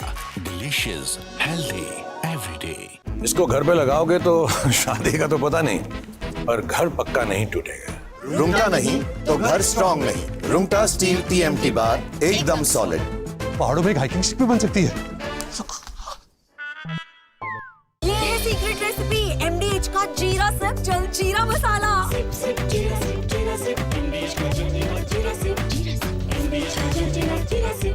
The highly anticipated summit between Donald Trump and Vladimir Putin in Budapest has been abruptly put on hold. Is peace slipping away before it even begins? No, I don't want to have a wasted meeting. I don't want to have a waste of time, so I'll see what happens. But we did all of these great deals, great peace deals. They're all peace deals. They're agreements, solid agreements, every one of them. But this one, and I said, go to the line of battle, the battlefield lines, and you pull back and you go home, and everybody take some time off because you got two countries that are killing each other. Two countries are losing 5,000 to 7,000 soldiers a week. So we'll see what happens. We haven't made a determination.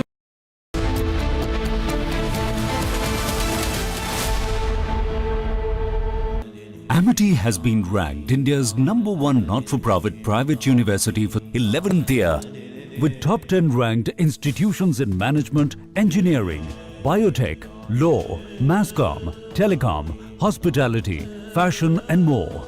Yet another top ranking for Amity University. थोड़े में ज्यादा स्वाद ये तो है इसकी खास बात। वाओ मामा क्या स्वाद है? अरे मेरे राजा। Bliss. It dances on your skin like first rain. Experience bliss in all its forms with Hindwear. Hindwear, designed for bliss. MDH की देगी मीरज, देगी मिर्च का तड़का, अंग अंग फड़का। MDH की देगी Miraj.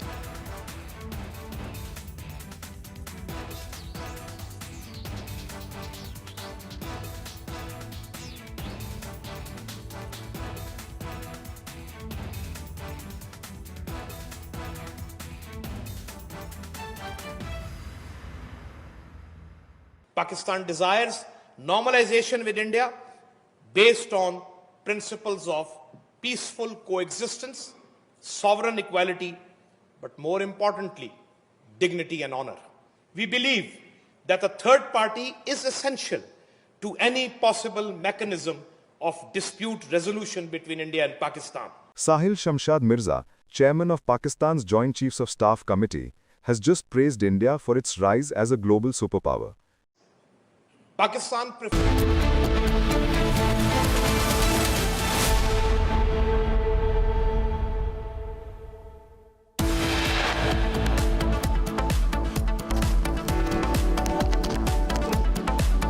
Big exclusive on Republic on Mehul Choksi extradition. Belgium court clears extradition. Republic gets the first and exclusive pictures of Arthur Road jail barrack shared by India to Belgium. जितनी जीविका सीएम दीदियां हैं यानी community मोबिलाइजर्स हैं, उन सभी CM दीदियों को स्थायी कर उन्हें सरकारी कर्मचारी का दर्जा देकर उनके वेतन को 30,000 प्रति माह हम लोग करेंगे। RJT announces multiple freebies ahead of Bihar Assembly elections, says announcement on seat share in Mahagathbandhan soon. जितनी बातें कही गई है ना, वैसी स्थिति नहीं है। थोड़ी सीटों पर जरूर फ्रेंडली फाइट हो सकती है, बाकी कोई नहीं है। बिल्कुल हमने पूरी स्टडी कर ली है। Congress admits rift in Mahagathbandhan in Bihar, claims it is a friendly fight.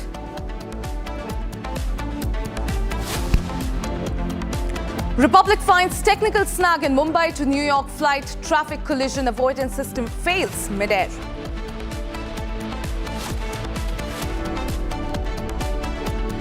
Helicopter carrying President Droupadi Murmu gets stuck on Helipad during Sabarimala visit. Security personnel attempt manual push.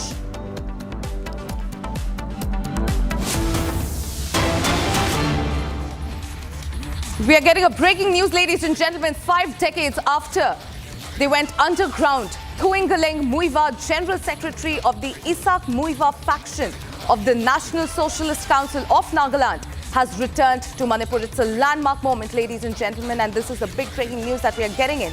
Celebrations are underway at Somdal to welcome Muiwa.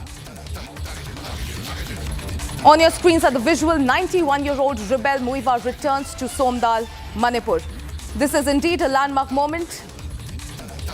He is marking his return to his hometown after 50 years. His visit has drawn a significant attention in the region, with locals gathering to welcome the rebel leader.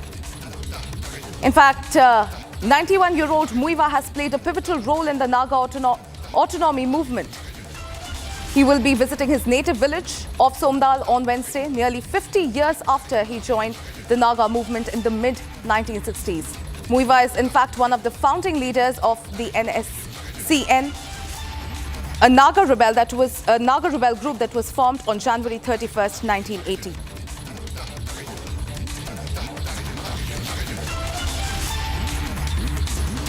NSCN leader Thuingaleng Muiwa is returning to his hometown Ukhrul after 50 years. All right, I'm being joined by my senior editor Shravan Sen on the phone line. Shravan, this is indeed a landmark moment. We are getting to know that NSCN leader Thuingaleng Muiwa is returning to his hometown Ukhrul after 50 years. Talk to us about this significance of the moment. Well, it's finally a rebel returning to Manipur. In fact, Muiwa, who had basically gone underground during the Naga autonomy agitation, in fact, he was underground for almost 50 years. He's now about 91 years old, and NSCN's Isaac Muiwa faction's leader. In fact, Muiwa is expected to be back today, and this is going to be seen as a homecoming for him in his village Somdal in Manipur's Ukhrul district. In fact, he's expected. The visuals that you see right now on your screens are the latest now coming in of the celebrations that are basically underway at the Ukhrul district, where they basically trying to welcome him back for the first time since he basically joined the Naga movement that was back in the mid-1960s. Now, it's interesting because the government of India would essentially be now directly having the talks with Muiwa, because he's now aged Muiwa. He's a Thankul Naga, and he's in fact the last surviving founding leader of the NSCN. So that in itself puts him at the helm of talks with the Indian government.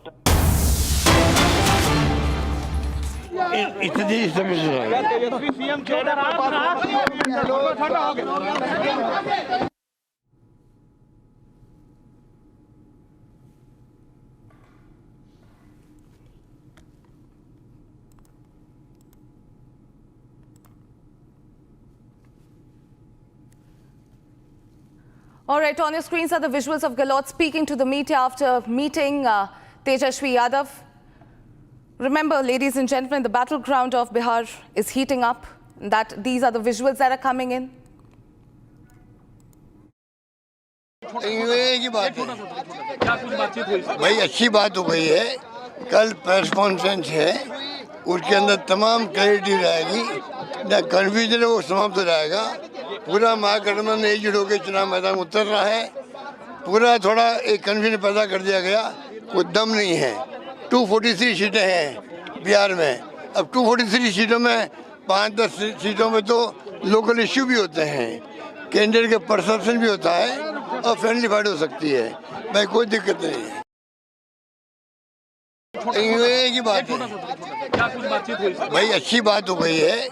कल press conference है, उसके अंदर तमाम clarity रहेगी, ना confusion है वो समाप्त हो जाएगा। पूरा महागठबंधन एकजुट होकर चुनाव मैदान में उतर रहा है। पूरा थोड़ा एक कन्फ्यूजन पैदा कर दिया गया, कोई दम नहीं है। 243 सीटें हैं बिहार में। अब 243 सीटों में 5-10 सीटों में तो लोकल इश्यू भी होते हैं, कैंडिडेट के परसेप्शन भी होता है और फ्रेंडली फाइट हो सकती है। भाई कोई दिक्कत नहीं है।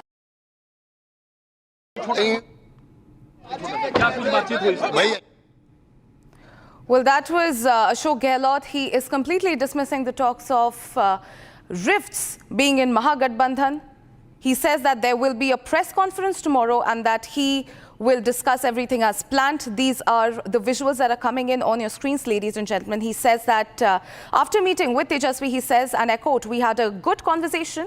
The assembly elections are tomorrow and we are fighting unitedly in Bihar."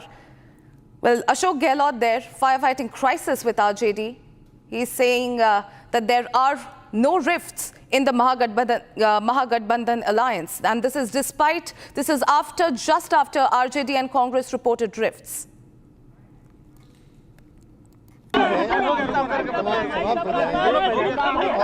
मजबूती के साथ एनडीए का मुकाबला करेंगे। सब मिलकर कैंपेन शुरू करेंगे। अच्छी बात हुई थी जी,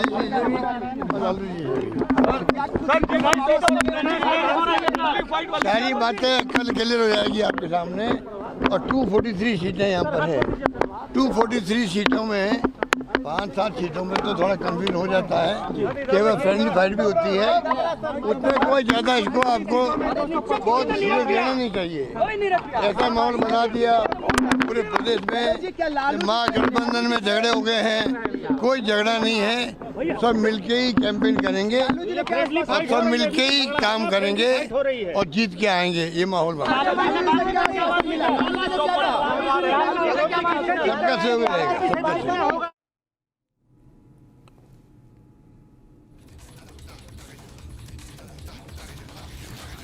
Well, that was Ashok Gehlot dismissing the talks of any infighting within the Mahagathbandhan. He says that there were minor disputes, but they were resolved and that they will be campaigning together. He's making promises such as we are going to win this fight.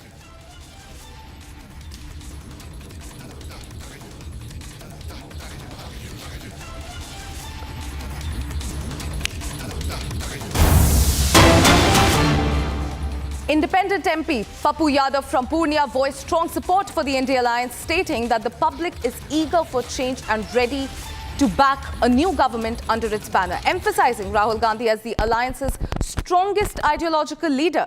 Yadav said that the elections should be fought under his leadership, which would garner significant support from the backward communities, SCs and STs. मैं मुख्यमंत्री के व्यक्तित्व पर, चेहरे पर कोई बात नहीं करूंगा। बिहार की जनता एक तरफ नरेंद्र मोदी के चेहरे पर, विनाश के चेहरे पर, नफरत के चेहरे पर लड़ रही है। नीतीश कुमार को तो मुख्यमंत्री बनाए ना, तो उनका तो चेहरा है नहीं, विड्रॉ चाहते हैं 12 सीट। और दूसरी तरफ बिहार की जनता राहुल गांधी के चेहरे पर चुनाव लड़ना चाहती है। बहुत क्लियर हूं मैं इस मामले में। राहुल गांधी के चेहरे पर चुनाव लड़ेंगे तो हम इंडिया गठबंधन की सरकार बना पाए। विड्रॉ तो आप चाहते हैं फ्रेंडली फाइट वाली? ना, मैं तो चाहता ही हूँ किसी कीमत पर विड्रॉ हो। सारे कांग्रेस के सीटों पर फ्रेंडली फाइट हुई है। हम सबसे पहला चाहेंगे कि हर कीमत पर यदि विड्रॉ हो तो मंटा सिंह के चेहरे सीट पर विड्रॉ हो, नवादा कहलगांव हो, हर कीमत पर। वैशाली हो, शाश्वत के नरकटियागंज हो, हम तो चाहेंगे।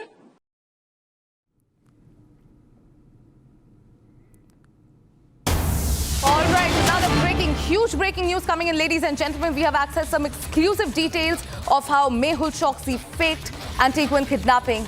It has been accessed. The Belgium court order has busted Choksi's kidnapping lie. They have said that no evidence to support the kidnapping theory is what is being observed by the Belgium court. In fact, the court has also indicated that Choksi may have faked kidnapping in Antigua. Court has ruled out political motives in Choksi's extradition case. So this is a massive twist in the whole Mehul Choksi saga. These are exclusive details that we have accessed. We have accessed Belgium court's order that has busted Mehul Choksi's kidnapping lie. The top court has in fact ripped apart the fugitive diamond heir's claim of being kidnapped from Antigua, calling his entire version unsubstantiated. In fact, the findings have also revealed that Choksi does not hold a Belgian passport as he claimed, and that there are no credible evidence whatsoever to support the kidnapping theory that he has long peddled. Instead, the investigators are in fact now believe that Choksi may have faked his own abduction to avoid extradition. This is a huge detail that we are getting in exclusive details of Mehul Choksi.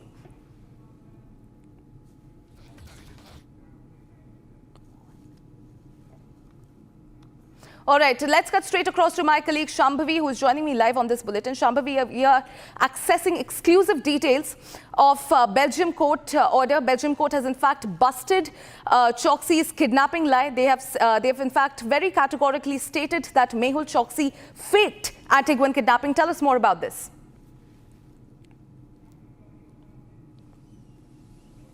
Well, right. The Belgian court has not only cleared the way for Choksi's extradition to India, but has also ripped apart his defense team's main story. That was the kidnapping, the fact that they've suggested that Mehul Choksi was kidnapped from Antigua in 2021 and that the entire extradition is politically motivated, and they are trying to... crore है और 4.2 person पर family on an average होते हैं। अगर आप उससे divide करें तो 3 करोड़ कुछ लाख के आसपास आता है। 23 लाख लोगों के पास सरकारी नौकरियां, उनको आप हटा दें तो भी 2 करोड़ 90 लाख के आसपास परिवार पड़ते हैं। और हर व्यक्ति को अगर आप सरकारी नौकरी देंगे तो मिनिमम 30-35 हजार तनख्वाह से लेकर 2 लाख तक की तनख्वाह होती है, यानी 70-75 हजार रुपए ऑन एन एवरेज सैलरी पड़ेगी। तो मतलब 10 लाख रुपए साल, और 10 लाख रुपए साल को अगर आप 2 करोड़ 90 से गुणा कर दें तो 29 लाख करोड़ रुपए। बिहार का बजट है 3,17,000 करोड़ रुपए। कहावत होती है उतने पांव पसारिए जितनी चादर होए, पर उतनी बात बोलिए जिसका 1/10 भी बजट न होए। ये अगर करके दिखाया है तो तेजस्वी जी ने। और यहां पर यह भी समझ में आता है कि यदि पर्याप्त और उचित शिक्षा न हो तो नेता किस प्रकार की बात करने का प्रयास करता। और आज उन्होंने एक और काम किया। देखिए, बहुत साफ दिखाई पड़ता है जहां तक एनडीए और भारतीय जनता पार्टी का प्रश्न है। महिलाओं के सशक्तिकरण, आर्थिक सशक्तिकरण, जो हमने 75 लाख महिलाओं को 10,000 रुपए देने का कार्य किया, वो सिर्फ घोषणा नहीं की, कार्य किया है।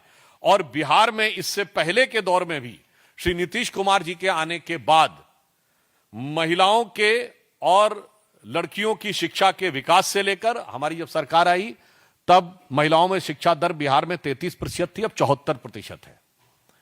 अगर आप देखें तो कॉलेज यूनिवर्सिटी से लेके सरकारी पदों में भी 33% आरक्षण के साथ साथ पंचायतों में आरक्षण सुनिश्चित किया गया।